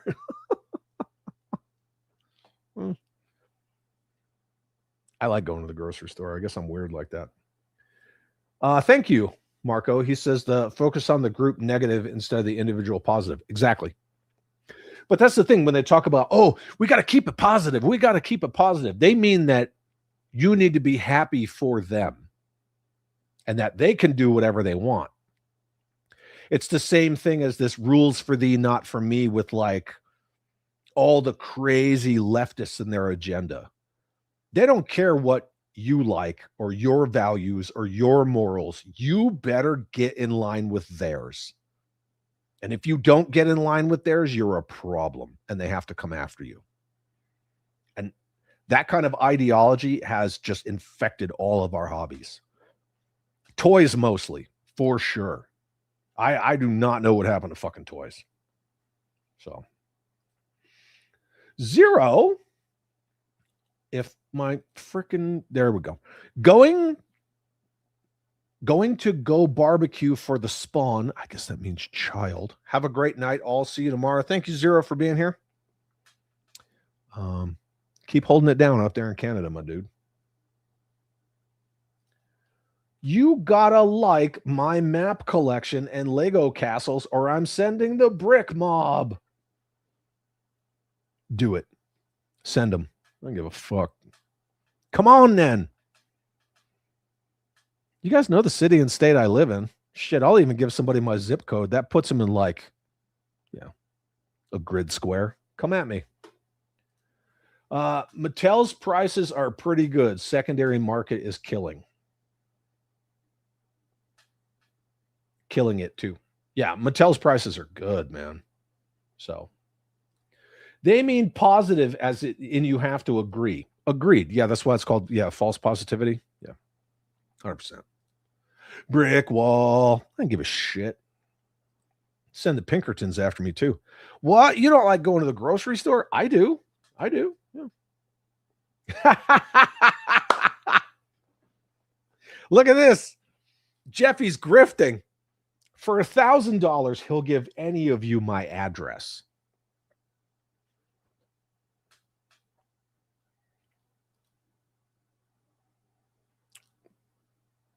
Anybody?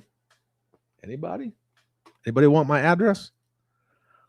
That will be $1,000 that you wasted, or $1,000 you won't be able to spend. You won't be able to spend. Oh, CC Murphy's like, I'll give away Chad's address for $250. I already have a bunch of you have my address, and that's fine. You can sell it. You can all sell my address. These people will not be spending that money. Just saying. You will not spend it. For reasons. I need to be there for reasons. Jeff will just be sitting on the couch watching. Yeah. I don't dox the homies. No, nobody would. And at the end of the day, so what? What are you going to do? Show up at my house? Bro. But again, it just speaks volumes of people who can't have civil discourse. They can't have difference of opinions or values or beliefs or behaviors or norms with other people. And that's sad. That is sad. I can dislike the idea of Jem and G.I. Joe all day long, but I would never shit on somebody who likes it. I'm not even shitting on Raven here. If that's their honest opinion, then that's their honest opinion. I'm just saying, like, this is kind of the behavior of a lot of tourists who got into G.I. Joe only because of the scale. So, Bear 11 Charlie, I will buy Chad's address for $1,000. Oh, wait, never mind. I already do. Yeah. What am I clipping? What I just said? I might clip a bunch of this. That's like an hour. That's like an hour I got to dig through. So I could pay for their memorial t-shirts. So, yeah, that is my address. 1313 Mockingbird Lane. Or those of you who have watched the amazingly awesome Steve Martin, Rick Moranis movie, My Blue Heaven, what the frig is the address here, Vinny? How should I know? Number 1 Happy Street. Yeah. I got your address. It's 1-800-GO-ARMY. Yeah. Mm-hmm. The money could pay for their memorial t-shirts. Mm-hmm. Or the stickers for the back of their car. Remember so-and-so. Yeah. In loving memory of this idiot. Mm-hmm. who paid for Chad's address online, and then that the found out portion happened. That's fine. I don't care. Right? My Blue Heaven is such a good movie. As fake as that Steve Martin with Italian, yeah, he was trying to be like a New York Italian American kind of a fucking dun, right? That part's not the greatest, and the hair doesn't really scream like WAP mobster, but he's so good in that movie. You shouldn't be in the frozen food aisle. You could melt all of this stuff. Yeah, he's smooth as shit. Have a nice day. Fuck you. I fucking love that movie. Anyway, what are we doing tomorrow? Oh, tomorrow we're talking about activism, kids. I can't wait. I can't wait for tomorrow. Yeah, we're going to go at it. It'll be fun. Chad's place is near the In-N-Out burger. We don't have In-N-Out in Albuquerque. We don't have In-N-Out in New Mexico at all, which sucks. They got it in Arizona. They got it in Texas. New Mexico sucks because it's full of a bunch of fucking lefties. No businesses want to come to New Mexico. We can't even get a fucking Buc-ee's. Yeah. Oh, you're going to miss the activism one tomorrow? Can always watch it on replay. Eddie's Figures, what is up, my dude? I don't know if you're just getting here, man. You got to watch the last hour on replay. We talked about how some freaking weird simp. Okay, we laughed at opinions about wanting a hooker gem in G.I. Joe Classified. You need to rewatch it, dude. It's crazy. And that being said, pause for the cause for anybody who is watching this on replay. If you would, please leave a like. Maybe hype the video. I have finally gotten out of my YouTube shadow ban because I don't take shit from people. And I'd appreciate it. We're definitely coming back. So bigger, better, faster, stronger. I want to thank everybody for being here today for your daily dose of mandatory fun. Tomorrow, Wednesday, August 5th, 2026, we will be talking about activism. It'll be a good time. Promise you. Don't miss it. If your feelings get hurt easily, you might want to. That being said, I want to thank everybody for being here, and I will see you tomorrow. Remember, just like we've discussed for the past hour, tribalism is bullshit. Like what you like.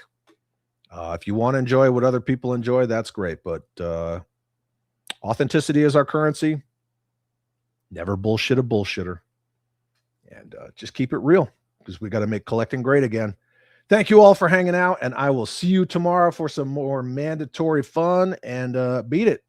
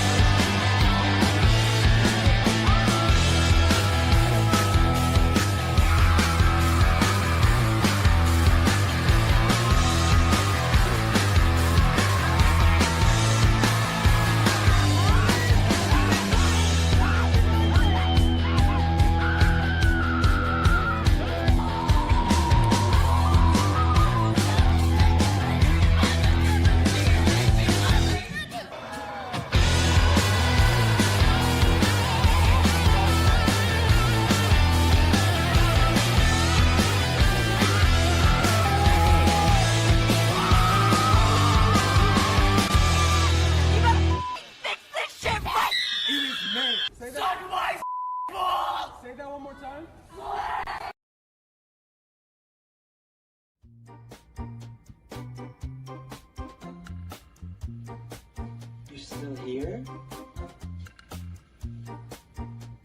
It's over. Go home.